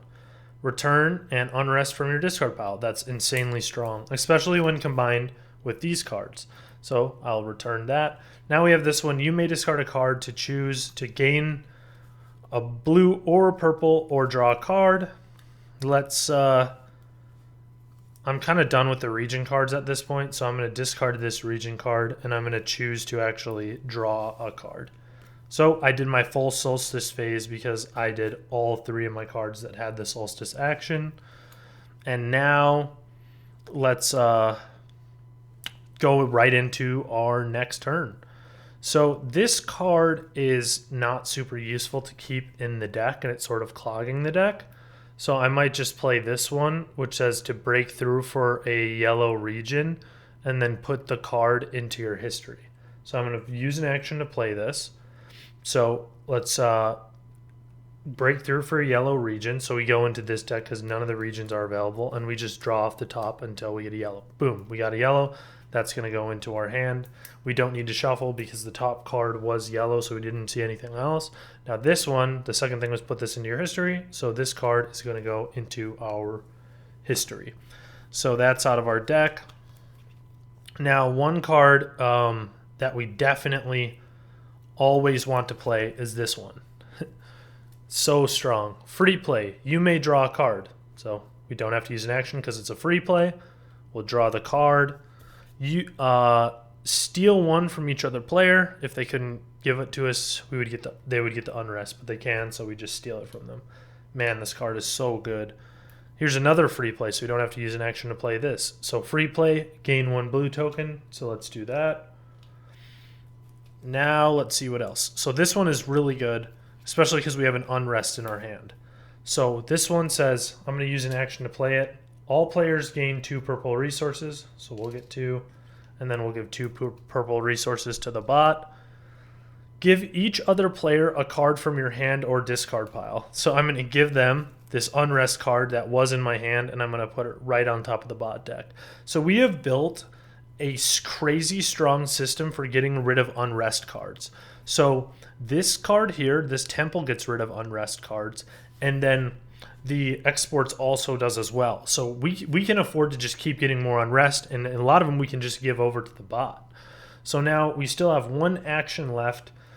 I'm thinking you may put a card from your discard pile into your history, exile a card from the market, you may garrison a card. I think we play this.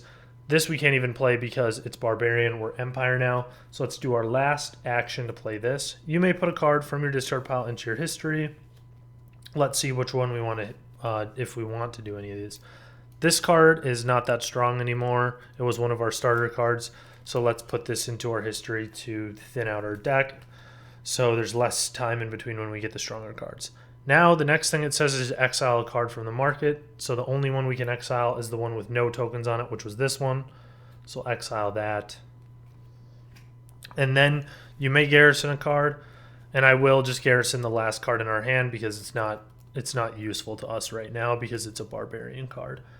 And that was our whole turn. We used all 3 actions. Oh man. Okay, actually, instead of garrisoning this, so nothing's changed since then, I realize I still have this card's exhaust effect.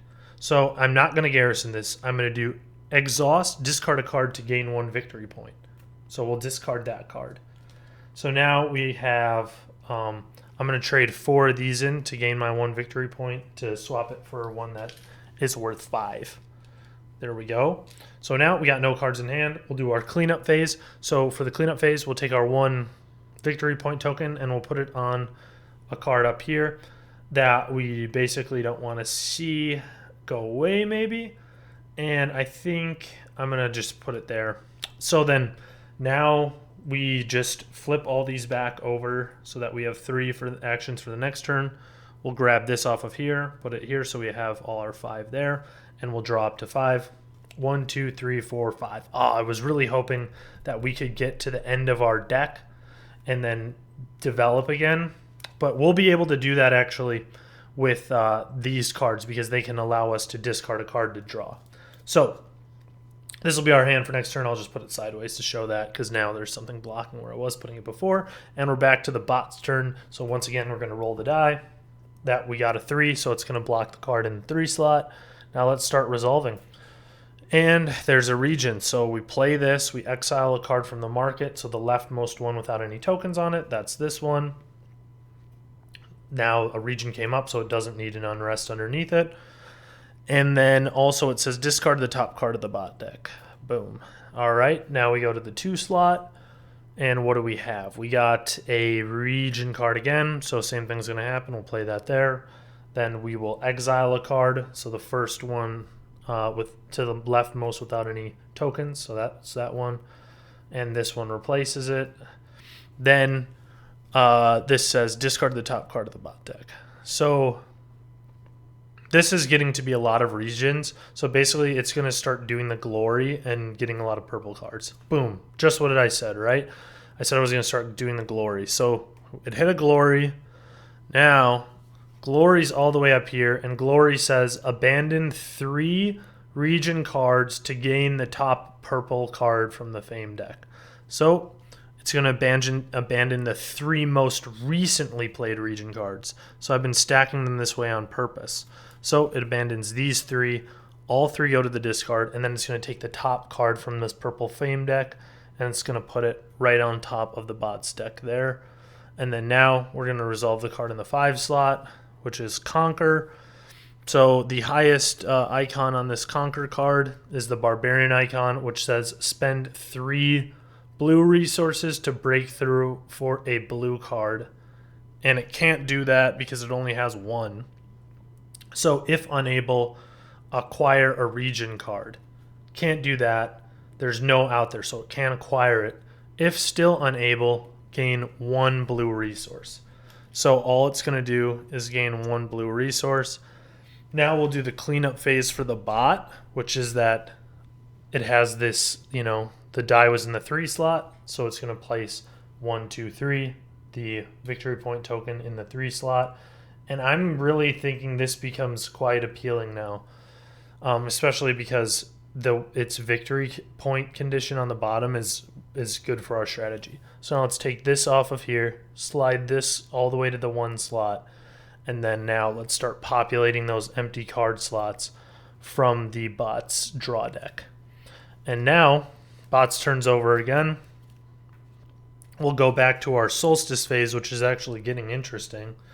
And so now this is going to be one where, do we have any unrest? No, we don't have any unrest there. So we're not going to be able to do the unrest, the solstice effect on this one, but we can do these ones. So this is where we're going to discard a card to draw. We could either draw a card or we can get resources. So let's see, are any of these useful? Glory could be useful. Okay, so I'm thinking this is actually going to be a turn where we just glory because we have 2 of these out there, which is probably the last chance we'll have to do that. So I think what I might do right now is not even draw cards and just chuck cards that we don't need. So let's discard a card. Let's discard this one. And let's use it to get a blue resource. And then let's actually discard. Let's go with this one. And then let's discard this card. And then let's get a blue resource. And that'll be our whole solstice phase. So now we're to our normal turn. Now I'm going to use 1 action to play this card, which says gain 3 pink resource icons. There we go. We may garrison a card, which we're not going to.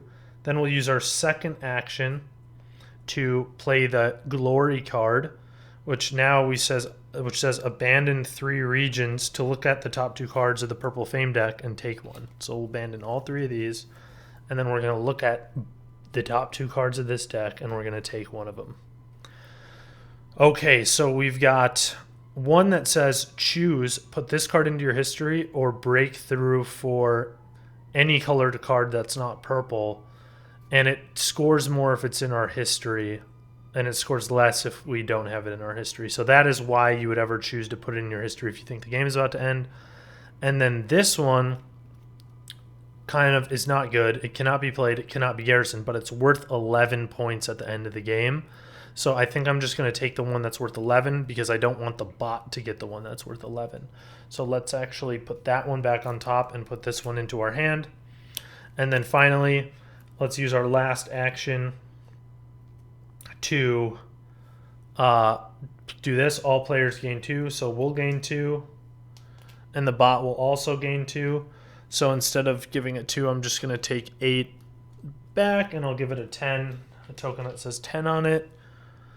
And then we gain 1 victory point token, and also each other player takes an unrest. So we're going to give the bot an unrest on top. And then we'll use the exhaust action on this card, which says discard a card to gain 1 victory point token. We'll discard this from our hand because it's not good anyways to have in our hand, and we'll get a victory point token. And now that was our whole turn. Now let's go to our cleanup phase. So we're going to take a victory point token and we're going to put it on a card in the market, and I'll throw it onto this card, I guess. And then we're going to flip all these 3 over, and we're going to put our exhaust token back over here with the other ones. Now we're going to draw up. Nothing to draw. So we have to take our discard pile and shuffle it into our draw deck, but when that happens, we can develop. So let's go see, what do we want to develop? We can actually afford pretty much anything because we have so many resources right now. Let's see what looks good. Each other player abandons that. This is not super useful when you're playing the bot, so I don't think I'm going to get that. Free play. I like my free plays. Pay 3 pink resources to gain an action. Ooh, that's really strong. This one, choose. Oh, this could make us end the game faster. So this one says choose develop or pay 2 to acquire a civilized or uncivilized card. Yeah, and the develop, basically developing would make us cycle through this deck faster. So I'm going to do that. So I'm going to buy this card for 4 pinks and 2 blues. There's my 4 pinks. There's my 2 blues. I've paid the development cost of this card. It'll just go straight into that with our discard pile, and we'll just shuffle it all the way up. Oh, let me grab that one too. Shuffle it all the way up, and then we'll just draw 5, and we'll keep going from there. And so we're in a really strong situation. You know, what's interesting is because that bot, the bot that we're playing against, has acquired so many region cards, its deck is really thick that it's not cycling through as fast as we are. So I think we're actually probably going to win by quite a bit just because we've outcycled the bot. So there, that becomes our draw deck, and then we'll draw up to 5 from there. There's 5 cards. Perfect. And now it'll be the bot's turn, so we'll roll the die. 6. So 6 means that they're going to do all 5 this turn, which isn't the best for us. So there we go. Let's do the card in the 1 slot. This doesn't match. Oh, we have to go all the way down to the blue on the very bottom, which says discard the top 2 cards of the bot deck. Gain 1 victory point, put this into history. So we'll discard the top 2 cards on the bot deck. Then the bot will gain 1 victory point token. And then we'll put this card into the bot's history, which is underneath its power card right there. Now let's go to the card in the 2 slot. Purple. Purple says spend all blue resources to gain the same number of victory tokens, then put this card into history. So it only has 2. So it's going to spend these 2 to get an equal number of 2 victory point tokens here. And then we need to put this into the bot's history. So it is thinning out its deck a little bit right now. Now, Roman expansion. Top matching icon is the swords. Swords say you recall a region. We don't have any regions in place. That was good. We got rid of the regions right before by doing the glories. That was good. But we take an unrest, which is fine. We have ways to get rid of them, so we don't even care about that at this point. Now, they're going to play a region. So exile a card from the market. So it'll exile this card. There we go. And then the last thing they do is discard the top card of the bot deck. And then finally, let's do the card in the 5 slot. Another region. They're going to exile this card. And then they're going to discard the top card of the bot deck. So now, this was a 6. So 1, 2, 3, 4, 5, 6. There's nowhere for it to put its victory token in its cleanup phase. So that doesn't happen because of the 6. Now we'll take the bot's draw deck, and there's only 4. So 1, 2, 3, and 4. Now we need to shuffle the discard pile to fill in the 5 slot, which means we need to draw the top card of the Ascension deck. And now you'll see that the last card here is the one with the circle icon, so that's their state card. So now the next time they cycle through their deck, they're now going to switch from being an barbarian state civilization to an empire, just like we currently are. And thematically, it's kind of cool because this card says at the top Julius Caesar, so it's like, oh, when Julius Caesar became the emperor of Rome, they became an empire. So thematically, that's why I like the theme of this game a lot, and I feel like it's a really cool theme. So now their turn's done, so it goes back to our solstice phase here, and we have these cards with the 3 solstice effects. So first, let's do this one. You may discard a card. So let's discard that one to choose to gain a blue resource, a purple resource, or draw a card. I'm just going to draw a card. Then let's do this one. So the solstice of this one is to return a unrest card from your discard pile. Got rid of that. And then this one says you may discard a card to do the same thing. Gain one of the resources, or we can actually draw a card. And I'm thinking that we're going to draw a card this time. So we're definitely not going to be able to glory this turn. So I'm going to discard the glory so that I can draw a card. And then that is our whole development, our solstice. So now we're on to our real turn. So let's see here. What do we want to do? At this point in the game, generally, I just like to sometimes look for like what are our strongest cards and focus on doing some of those. So this one is really strong. So let's do this. All players gain 2 pink resources. We gain 1 victory point token. Each other player takes an unrest. The more unrest I can give them, the happier I am. Then we have choose, develop, or pay 2 pink resources to acquire a green card, or an uncivilized card or a civilized card. So I think I'm gonna develop. So let's play this to develop. So let's look at all our cards and what are we going to develop here. We can pretty much afford most of these at this point. Ooh, free play. I think I like this. Ooh, that one as resources we don't have though. Let's do this one. So this is going to be that we need to pay 3 purple resources and 2 blue resources. So there we go. We'll pay for all that. And when we develop, we actually put this card into our discard pile. So now we're left with all these cards and we have 1 action left. And the tough part of this is that I don't really want to do any of these because the way that the bot is behaving, where it just keeps making us recall these. So maybe what I might do, okay, I have a strategy. So let's do our exhaust. So we're gonna exhaust, discard a card to gain 1 victory point token. Let's discard the card that we most want to get rid of. So I want to get rid of this one, and we're gonna get a victory point token for that. Then let's use our last action to play this card, which is you may put a card from your discard pile into your history. So we're kind of tired and annoyed of this card, I guess. So we'll put this one into our history. It says exile a card from the market. So we'll get rid of this one. And then finally, you may garrison a card. I'm going to garrison this card underneath it. There we go. And then now only have 1 card left in our hand. We've got nothing left we can do. So let's do our cleanup phase. We're going to take 1 victory point token. I guess let's just even them all out. Now they all have 3 on them. And then now we're going to flip all these back so that we'll have 3 actions on our next turn, and then we'll take this exhaust token off of this card, put it back over here, and now I'm going to discard this one so that I can just draw up to 5. 1, 2, 3, 4, and 5.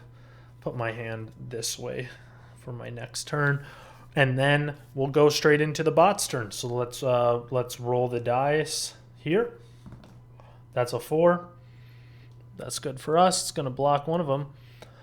Prosperity. So, prosperity. You may, or let's do this in order. Discard the top card of the bot deck. So, discard that one.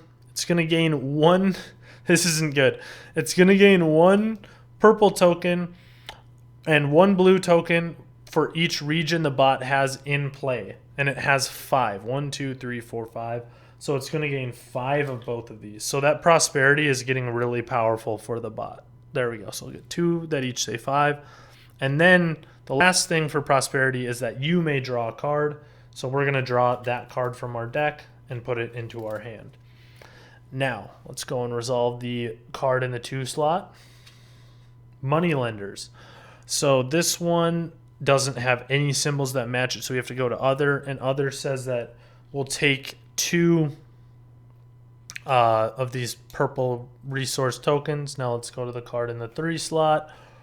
This one doesn't match anything as well, so that one goes to other. So we'll take 2 more of these. So for this one, let's give 8 back, and we'll take a 10 from the bank. So I'm going to take 8 back, and then I'm taking this 10. So now this bot has 22 of these pink resources. Now 4 is blocked, so let's do this. Okay, there we go. So the bot's doing the 5 slot, glory. So now this is where the bot is going to take 3 of these region cards.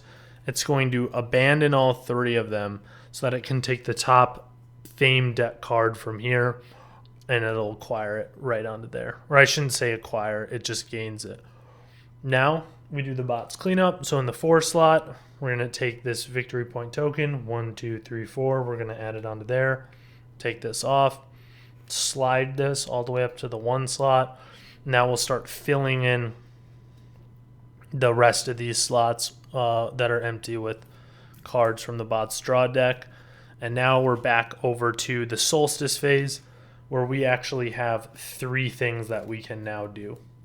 So now I definitely want to trigger a development. And so one thing to keep in mind is that we can discard cards to draw cards. Our draw deck's empty. But this card says, it just says draw a card. It doesn't say draw cards if able. So if it said draw cards if able, then we wouldn't be able to use it right here. But because it only says draw cards, we can use that to cycle and develop. So let's discard a card. So I'm going to discard this card because this is the useless one that just gives us a bunch of points. And then I'm going to draw a card. Now, to draw a card, we are going to develop because our draw deck's empty. So we're going to shuffle our discard pile. So now let's develop one of these. Which one should we develop? We really have more pink resources right now. So I'm looking at those ones. I'm thinking that this one might be better for us. Ooh, but it's kind of expensive. I'm just going to get this one for now. Yeah, I'm going to get this one, which is just 4 pink resources to develop. So we can pay 2 pink resources, and then we can use one of these victory points as 2 more pink resources. That's 4 pink resources total. And this will go into our discard pile, and then we'll shuffle up. So we'll shuffle up, and we'll just draw 1. All right, let's draw 1, and we got glory. Okay, that's actually kind of cool. So since we got glory, what I'm thinking of doing this turn now is to actually try to go for a glory, basically, to get that one of those purple cards. So what we should do, I think, is discard one of these cards. So we're going to discard this with this one to draw a card. I was hoping that it would be a region card. Okay, so that was our whole Solstice turn. Let's see if we have anything else that allows us to get region cards or draw a card so that we can try to glory. Okay, this one does. So free play. You may draw a card. So we'll draw a card. And then steal one from the other player. If they couldn't give us, they'd get an unrest. So we'll just steal that one. That's pretty nice. Does anything else allow us to... Nothing else allows us... Ooh, prosperity does, but it takes an action. So what we wanted was we wanted a card that would allow us to draw without using an action, which we had, but so unfortunately this is not going to be a turn where we can glory. Anyways, so let's see here. Let's play this. So free play, gain 1 blue resource, so we'll take that. Then this is a free play, so we'll just get this one into play. So we'll free play this, which says exhaust, treat 1 of these type of resources as 3 of these for the rest of the turn. So if we need that, we'll end up using that. Let's see here. Let's do this one. So we're going to play this region. You may put a card from your discard pile into your history. So let's get rid of this one because we can't play it anymore because of the barbarian icon. So let's put that straight into the history. And then you may garrison a card, which we're not going to do. Let's garrison this prosperity because we're just not really using. Actually, this is the time of the game. It could be good, but we don't have that icon. Okay, whatever. Let's garrison it. So that was 1 action. Man, actually, no. I think we keep that because we're not going to be able to use our other 2 actions then. Let's use this, exhaust this, discard a card to gain 1. Okay, no. Let's play the prosperity.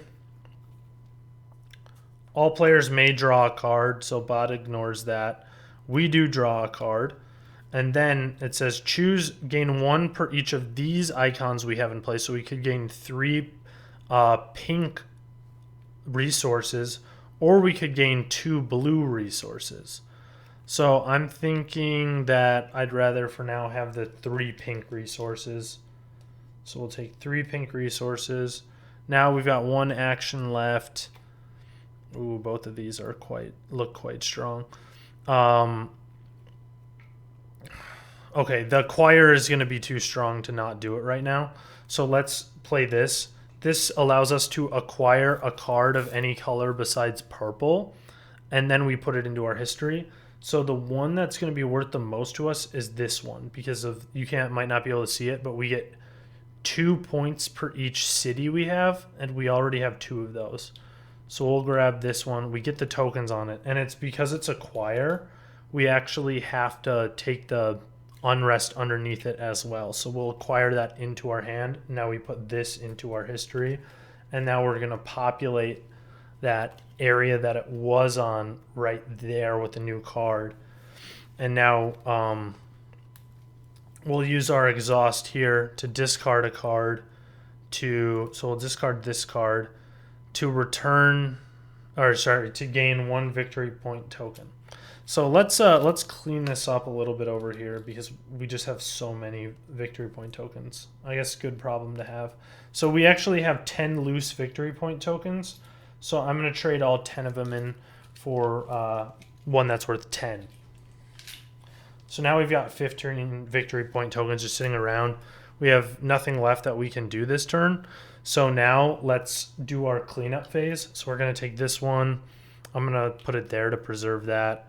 We'll take this back. We'll flip all these over to basically the side showing we still have the actions. Then we have these 3. We could save them in our hand, but I'm going to discard them so that we can cycle our deck faster. And we'll draw up. We draw 3, so we need to draw 2 more. So once again, we're going to develop. So let's develop and let's see what is the most affordable. I'm thinking this one's the most affordable right here.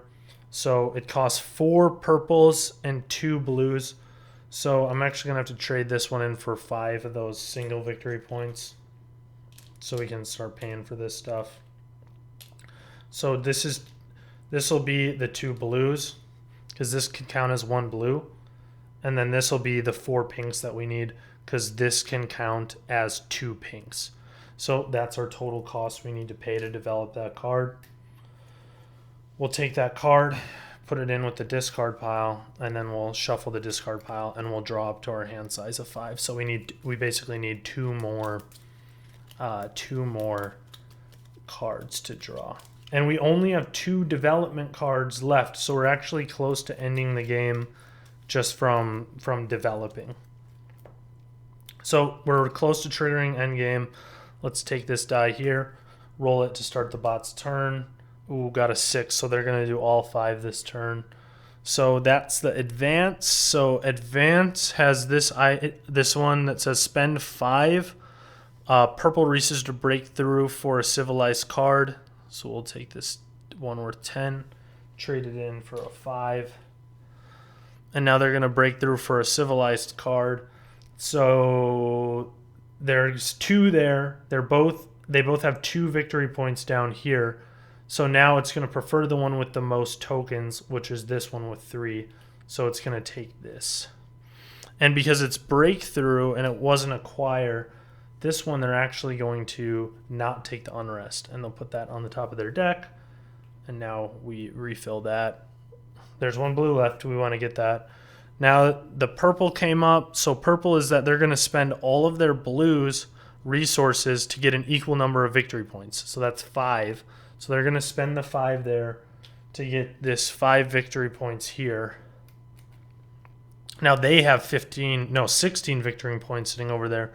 And finally it says put this into the history. So it's going to put this purple card into its history under the power card. Now let's do the card in the 3 slot, which is an unrest. So we just need to return the unrest. Now the card in the 4 slot. It's an attack card. Oh, that's not good. So we need to recall one of these 2. Which one should we recall? I'm going to recall this one. Yeah, I'll recall this one. Let's see. Ooh, okay. But we might be able to glory our next turn then. The other thing is that we need to take an unrest, which we're fine with. Now, we'll do the next one. Prosperity. So prosperity says discard the top card of the bot deck. Gain 1 purple and 1 blue resource per region card the bot has in play. So it has 2, so it's going to get 2 of each of those. And then it says you may draw a card. So I definitely will draw a card. Now prosperity is going to go in the discard pile. Now because it was a 6, it's not a 1 through 5. So they're not going to put a victory point token up here in their cleanup phase. And we just repopulate all of these individual slots here. And now we're going to go back into our solstice phase. And now one thing I'm thinking for this turn is I do want to try to do the glory if possible, because we already have 1 out. We got 2 more in our hand. So if we can just cycle to glory, then we can get then we can use our 3 actions. So 2 to play a region and then the 3rd to use the glory card. So let's do this. You may discard a card and we're going to draw a card. So we'll discard this to draw a card. Not the one we wanted. Actually, this is pretty good, though, because this allows us a free play to draw a card. Then we'll do this. So let's do this one. Solstice. Return a unrest from the discard pile. So we'll return that one. And then finally, you may discard a card to, and then we'll do that to draw a card again. And we'll hope that we get the glory. So we'll discard this one because this one doesn't really do anything for us in our hand. Draw. We got the glory. Perfect. So that was our whole solstice phase. Now what we're going to do is we're going to play our 2 regions and then we're going to glory. But we can do our free plays as well because they don't take action. So let's free play. So we'll free play. You may draw a card. Steal 1 from each other player. If they can't give you one, then give them an unrest. But they can, so we just stole it.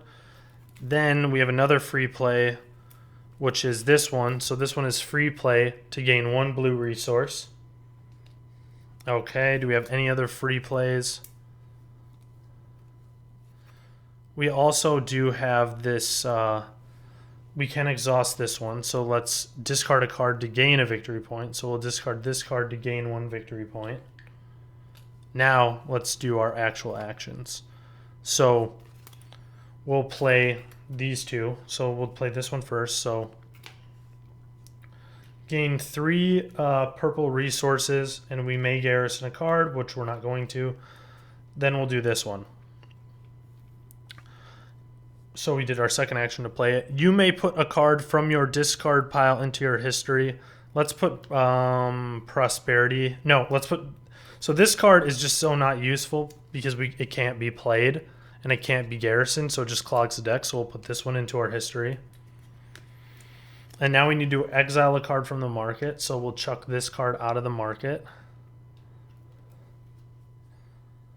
Oh, 2 blues available. And we may garrison a card, which we're not going to. And then finally, our last action is going to be used to play Glory from our hand. So abandon 3 regions to look at the top 2 cards of here to take one. So there's really only one we can look at. So we'll abandon these 3, and we'll just take whatever this one is. Ooh, okay. So this one is really strong, but we can't get it out because we don't have an action left. But if we could, it would passively, for the rest of the game, it has this passive effect. So the passive effect is to increase our hand size by 1 card. So we would have a 6 hand size for the entire rest of the game, which is really strong, especially if you can get it earlier on. It's kind of late now. So that's our whole turn. We'll take a victory token, and we'll put it on one of these here, and I'm going to put it on... Ooh, this one gives 1 victory point per blue card, and we've been collecting blue cards, so I want to protect that one from exile and hopefully come back and get it on the next turn. Now I'm just going to discard this entire hand so I can draw 5 again, because I'm just trying to, run out the clock on the bot before it can start scoring big points when it becomes an empire. So now we have to draw 3 more cards, so we have to shuffle our discard pile, which means that when we do that, we get to develop. So we're looking at these 2. What stinks about this is that both of them have a high cost to develop. I'm going to buy this one. It's getting expensive. So I'm going to pay 5 blues. The development cost is 5 blues for this. And we only have 1. So unfortunately, I'm going to have to pay 4 real victory points as blues. So this isn't the most efficient or economic move. But I want to end the game fast because I know the bot's going to start getting its most highly valued cards off the top of its development deck right at the beginning. So I'm just trying to run out the clock before it can start fishing into that deck. So there we go. So there's 3 there. The other thing that I should have done is flipped all these 3 over here in the cleanup phase and then put this back here. Let's turn these 5 over, so that'll be our hand for next turn. And now it is the bot's turn, so let's roll this. Again, a 6. So unfortunately, it's going to do all 5 cards again. So we're having actually pretty bad luck. So region gets played. That's going to exile a card, and then we'll discard the top card off the bot deck. So I'm just following that region row. Now in the second slot, another region. So we're going to exile there. Play that. We played that card, and now we discard a card off the top of the bot deck. Once again, just following what it says to do for region. Now we have a Conqueror, which is the Barbarian card. So now we're going to follow what happens on that row, which is to spend 3 blues. It can't do that, so now we have to go to the if unable. So the if unable says acquire a region, which it can't do because there's no regions in these 5 slots in the market. So if still enabled, then it gains a blue. So it's just going to gain a blue for that one. Not the worst thing for us. Another region. So there, play the region, exile a card. So the leftmost card with no tokens as usual. There we go. And then now discard a card from the top of the bot deck. And then the 5 slot, once again another region. So we play the region, then exile the leftmost card without any tokens, which is this one. And there you go. There's another region available finally. And then discard the top card of the bot deck. So that was the bot's whole turn. It can't put the victory point out because it rolled a 6. So 1, 2, 3, 4, 5. There's no 6. Now we have to repopulate. This is where the bot is going to become an empire. So we take the bot's discard pile because there's nothing to draw.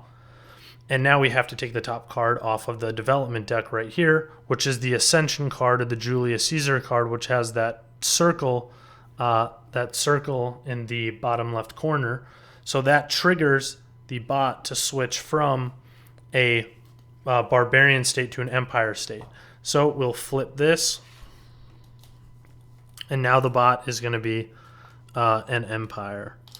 And now when we flip that, the other thing that we have to keep in mind is that the this bot card that we've been using to see what we should be doing on its turns, it's going to flip from a barbarian side. So right here it had this like barbarian icon on it, and now it's going to flip to be that developed icon side. So now the stuff that it does every time is going to be totally different. And a lot of the things are going to end up being probably a little bit stronger on this side. So now let's shuffle up the deck with that Julius Caesar nation card in the deck, and then let's refill those 5 slots for the bot's turn. So let's do that. 1, 2, 3, 4, 5. Okay, there we go. And now it's back to us, but now we're on the solstice as usual. So I have my 3 cards here that all have solstice effects. So let's start doing some of those. So one thing I have been doing, so one thing I just noticed, look, I got 3 cards. All 3 of these cards say free play, free play, free play. So we actually are not going to be able to use our actions this turn unless we get more cards that actually use actions. So I think we should start using these to get to cards that allow us to use our actions. So I'm going to discard a card to draw a card. Okay. Now I have 2 cards that I really can use. This one will allow me to get other cards with the free play. So now all these cards are so strong that I think I'm just going to ignore the other city and I'm not going to discard any cards. Actually, no. This one is not that good. This one basically is good if I have a bet. Okay, yes, I have a way to make it good. So I'm not going to do my other 2 solstice effects. So let's start off right away with this card. Actually, let's do this one. So free play. Acquire a card of any type and then put this card into your history. So let's do let's acquire the blue card because we've been going for blues. So I'll free play it. This goes in my history, and then I acquire, so I'm not breaking through, so I do have to take the unrest underneath it. So we'll get the token on top, and then both of these go into my hand. Flip a card from here. There we go. Okay, so now this one, let's do this one. So we'll free play this. Free play, you may draw a card. Each other, steal 1 victory point token from each other player. Man, this card is so good. Then, let's see, what else do we have? Ooh, we can trigger the end game right now if we want, because this allows us to develop. And that would be the last development card. But I think endgame will be triggered from this deck running out too. There's only 2 cards left anyway. So basically, endgame is going to be triggered this round. Now, once endgame is triggered, you finish up that round, and then you play 1 full more round. So this is going to be our second last turn. So keeping in mind that this is our second last turn, we have to figure out what we want to do. Okay, I'm going to play this. All players, so I have to play an action to get that. All players gain 2 purple tokens. So I'll get 2, and then the bot is going to get 2. So let's just take, we'll take 8 from over here, and we'll give the bot one that says 10 on it. So bot's got a lot of purple resources. The other thing this says is give each other player a card from your hand or discard pile. So I'm going to give it this Unrest out of my hand. And it's going to go right on top of its deck. Now, let's see here. What else do we want to do? This one's really good. All players gain 2. So purple resources. So we'll take 3 and we'll trade it in for a 5. And then we're going to give the bot 2 as well. But then we gain 1 victory point token. And the bot, so each other player takes an Unrest. So we're going to give them another Unrest. And one thing to keep in mind that I didn't mention with the Unrest is that the Unrests are worth -2 at the end of the game for each one in your deck. So the fact that I'm giving the bot all these Unrests is going to bring down its points a lot at the end of the game. Now, finally, what? These are 2. So this is kind of these kind of arbitrage each other in a good way. So this one is gain 4. So I have to use an action to play this card to gain 4. But this one's free play, so I can spend 3 of these purple resources to gain 1 action. So basically, if I play these together, so I'll play this to gain 4 here. That uses my last action. And then I'll free play this so that I'll spend 3 of those 4. So I'll end up with 1 to get that action back. So the end result of playing both of those 2 cards was that I just gained 1. It's kind of fun little combos and synergies in this game that I like a lot. Now for our last action, we'll play our last card, which is choose, develop, or pay 2 pink resources to acquire a green card, so a civilized card or an uncivilized card. And I'm leaning towards paying the 2 pink resources to acquire. Now, which of these 3 should I acquire? Honestly, at this point, I'm just going for points. So this one's worth 1, 2, 3, 4, and then 5. So I think I'll just take this simply because it's just worth 5. Like that is a lot of points. So that's great. Now we'll populate this in right there. And now it's going to be the bot's turn. So actually there is no guarantee that this is the second last round. So now we'll do my cleanup. I'll throw 1 on top of this. And then I did discard those cards I gained because I didn't want them. And then I'll draw back. We'll flip these over to show we're going to have 3 actions at the start of our next turn. Then we'll draw back up to 5. So we got 5 now. And then now let's roll for the bot's turn. Man, I was going to be so mad if it was a 6 again. So there we go. In the 1 slot, okay, so there's an Unrest, so we just simply return the Unrest. 2's blocked. Now we go to 3. So 3, 3 is going to be, top thing is the attack card, which says you discard a card and then you abandon a region card, which we don't have any region cards out. So all we really need to do is discard a card. So that's really not the worst thing. We were going to discard this Unrest anyways because this Solstice allows us to return those Unrest from our discard. So honestly, don't care really much at all about that. Okay, now this is a region card. Barbarian, now Barbarian outranks region though. So Barbarian effect is higher, which says put this card into your history. So we're going to put this one underneath the power card and send it into the history. And now let's do the card in the 5 slot. Ooh, Glory. So Glory is going to be abandon these 3 to gain the top card of the purple deck. So let's go ahead and do that. So Glory, we're going to abandon these 3. But look, now the top card of the purple deck is actually King of Kings. So for when the bot acquires the King of Kings, it doesn't matter whether the King of Kings is on the A side or the B side. It matters what state the bot is in. So the bot is in its Empire state right now. So if the bot's in its Empire state, when it tries to acquire the King of Kings, it's going to take 3 victory point tokens. If it was on its Barbarian side, it would instead take 6. So it's going to take 3 of these victory point tokens, but it's also going to take the top card of its dynasty deck, and it's going to place it on top of the bot's deck. Now, the bot trying to take the King of Kings card is going to trigger the end game.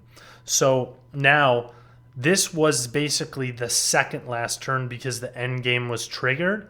And now we're going to do one more turn where I can play stuff. Because basically when end game's triggered, you finish up that round and then you do one more round after it.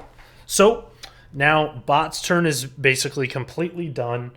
There's the dice was in the 2 slot, so we'll put a victory point token on the 2 slot, take this off, slide this over to the left, and then we'll draw up from, we'll fill in those slots all the way to 5. And then we're going to be back to our last chance to do our turn. So we're going to be able to do the solstice action one more time after this. So this is our second last solstice action. So first things first, let's just do this. Return a unrest from the discard pile. Easy choice. Now, I don't think we want to even do regions anymore. So let's discard a card to draw a card. Oh man, I just drew another region. None of this is very useful. We're going to have probably a pretty weak last turn, to be honest. So let's do this one, discard a card to draw a card and hope it's better. So we're really not going to have a very strong final turn, unfortunately. So this is our last turn. Solstice is over. Let's do this. Free play to gain 1 blue resource. Then let's see. Oh, man. Okay, this one's decent enough. So this says, let's play an action to play it. Gain 1 purple resource and 1 blue resource per city in your play area. And we have 2 city icons. So I'm just reading the iconography here. So we're going to gain 2 pink resources and 2 blue resources, which will be helpful for our final development, actually. So that was a decent enough card. Then let's play this river. You may put a card from your discard pile into your history. I don't think it even matters because it really doesn't matter at all. I guess let's put this into our history. And then we exile a card from the market. So let's exile, I guess we'll exile this one because it's worth a point and we don't want the bot to get the point if it acquires a region. Then let's do our final action. All players may draw a card, so we'll draw a card. Then we'll choose to gain 1 blue resource per region in play. So we have 1 region in play, so we'll get 1 blue resource. That helps because we have 4 blue resources now. And this card's development cost was 4 blue resources, so that's why we did that. So now that's the end of the turn. We'll do the cleanup phase. So we'll take one of these. Let's throw it right there. Then we'll discard and we'll draw up. Our draw deck is empty. So as usual, when we shuffle our discard into our draw deck, that's when we get to develop. So there's only 1 left. So now we'll pay all 4 to get our last one. And the reason we even care about that is because there's 2 victory points for just getting this card. So we'll put that in there. And then we'll draw up to 5.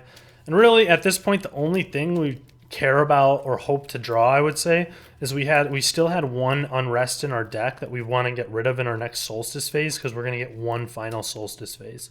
So let's hope that we can draw in this 5-card draw that 1 unrest.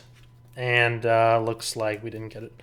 So there's still a chance, though, because we can do this twice. So we can maybe cycle to it. Now we'll do the bot's final turn. There we go. Got a 3. That's good. Not a 6. Anytime it's not a 6, we're happy with that. Okay, so highest matching icon on this is Barbarian. So we'll take the Barbarian, and it just says put this into history for that Barbarian icon now. Then, okay, we've got Emperor Trajan. I don't know how you pronounce that. The highest matching icon for this is this developed icon down here, which says breakthrough for a civilized card. Put this into history. So we're going to put this Emperor guy into history, and we're going to break through for a civilized card. There's only one there. So it'll get the token, victory point token.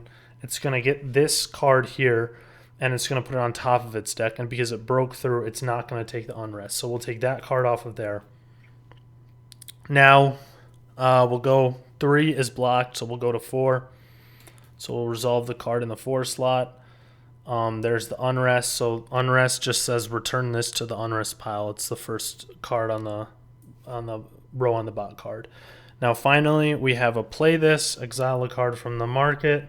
So we'll exile this one. And then it says gain 1 blue resource now. So bot's gonna gain 1 blue resource. Then we can just do the last cleanup phase. So then we'll take the victory point, put it in the 1, 2, 3 slot. None of this really matters unless the bot had to draw another card, then it would be relevant, but we'll do it anyways. But the bot's deck's very thick, so this isn't going to matter. So we do that. Bot's turns over. Now we do our last solstice phase. And so this is where we want to try to cycle to that last, try to return that last card, that last unrest. So let's do this. Discard a card to draw a card. We drew it. That was super lucky. Like, because I have, I don't know, maybe like 9 cards here. So that was super lucky. Basically like a 10% chance. Now we're going to do this again. So we'll discard a card to, I think I had something that scored maybe based on how many purple tokens we had. So we'll draw another one of that from this.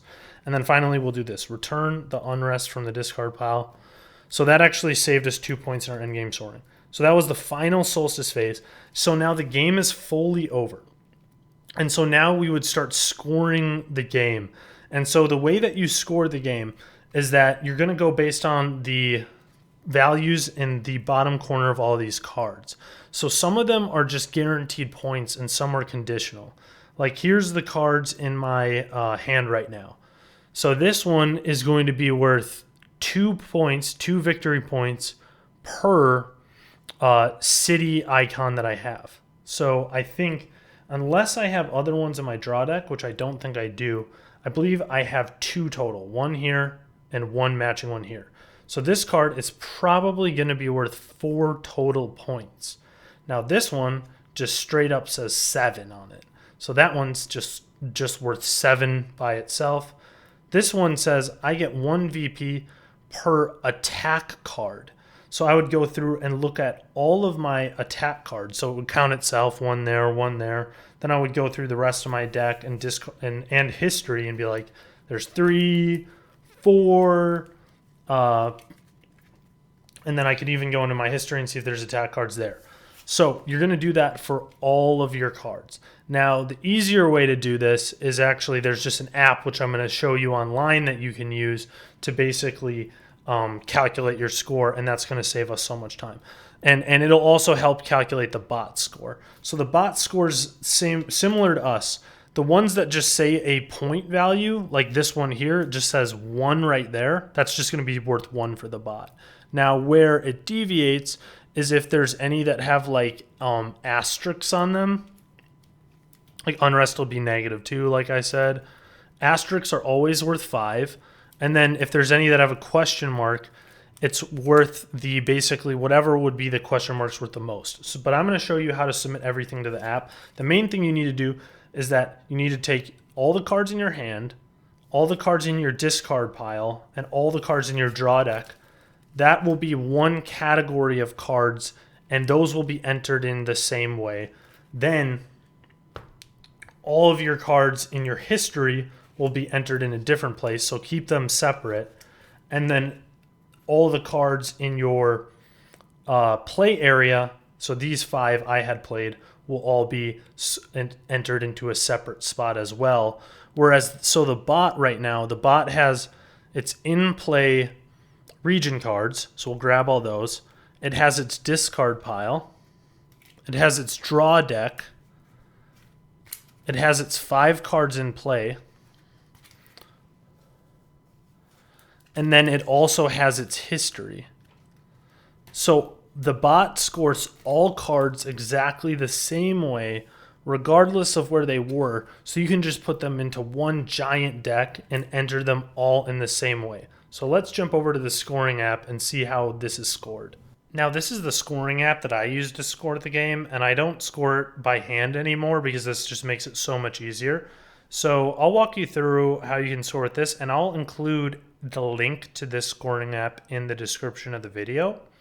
And so first, you'll just select which language you prefer. You'll keep it on single game if you play the way we just did.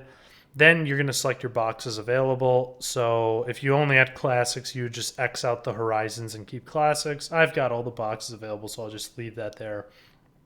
Now, if you have horizons and there's certain cards that upgrade the cards or basically are like it's an update pack for the other boxes. So this is where you would check that. Use updated classics and legends cards from Horizons update pack. I'll keep that checked because I do use the updated cards. Now, with the solo game, it's actually going to be 2 players. And now player 1 is going to be yourself. So I played as the Persian, so I'll select them. And then the player 2 was the bot. So I'll leave that as bot. And then I played against the Romans. So the bot was the Romans.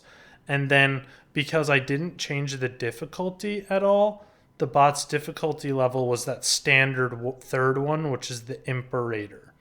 Now, we'll use full scoring where we enter each one and we let the app actually score them for us. And then now we're going to use the commons and fames from, I use the classics deck there. There was no trade routes expansion, so I'm going to click no. And then we could, just leave that there. It's fine. And now, if you wanted to like keep a history of all of your games, you could set like a username and say my username is like blah blah 123, and I can start saving all my games under that username. So let's go to next. Now this is us, the player on the left side, and the bot on the right side. So I'll just count up. At the end of the game, I had 5 of these resources, the purple ones, pink ones, and then I had 0 of the blue ones. And then as far as the victory points that I had sitting on my state card at the end, I had 18. So I'll put 18 in there. Now the bot actually had 23 of these pink resources. The bot had 4 of the blue resources, and the bot had 18. So we tied on the victory points that were sitting on our state card. So bot had 18 there. Now we'll do next.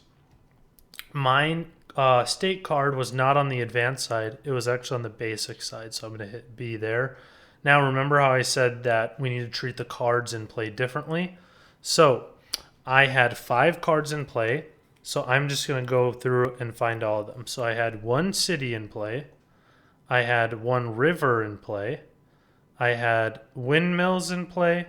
I had city of something in man, I feel so uncultured. And then I had 1 temple in play. So those are my 5 cards in play. The river was the one region. It didn't have anything garrisoned under it, so I won't put anything there. But say I had garrisoned Glorious under there, I could click it there, but no, I didn't. So to get rid of it, I can click there. Now, remember how I said you needed to treat your history different from the cards in your deck, hand, and discard pile. So now we'll go, and I'm going to enter in all the cards that I had in my history. So I'll just show you, like one example was I had Lydians in my history. Now off camera, I'm going to go and enter like the other 10 or whatever 15 cards I had. Then I'll also go and enter all the cards I had in my deck, hand, and discard pile. So like I had Notorious. So I'll go and enter all these, and then we'll jump back on camera once I'm finished with all that. So I just finished entering all my cards from both my history, which had 14 cards, and my deck, hand, and discard pile, which had 14 cards. And I ended up with a score of 107, which based on, I've played this game a lot of times, 107 is a really strong score. Now, there were a few cards that it got me a bunch of points. So, like the Aksumites card, that one has a one of those asterisk sort of star scoring conditions that said I get 1 VP per blue card. Now, my power card, the basic side I picked of the Persians, also said I get 1 VP per blue card. So I got 8 from that, and I got 8 from that one, the Aksumites. So those two together gave me 16 just because I got so many blue cards. So I executed my strategy really well of getting a lot of blue cards. Now, so my score is 107, but we need to figure out what is the bot score. So now I'll click next.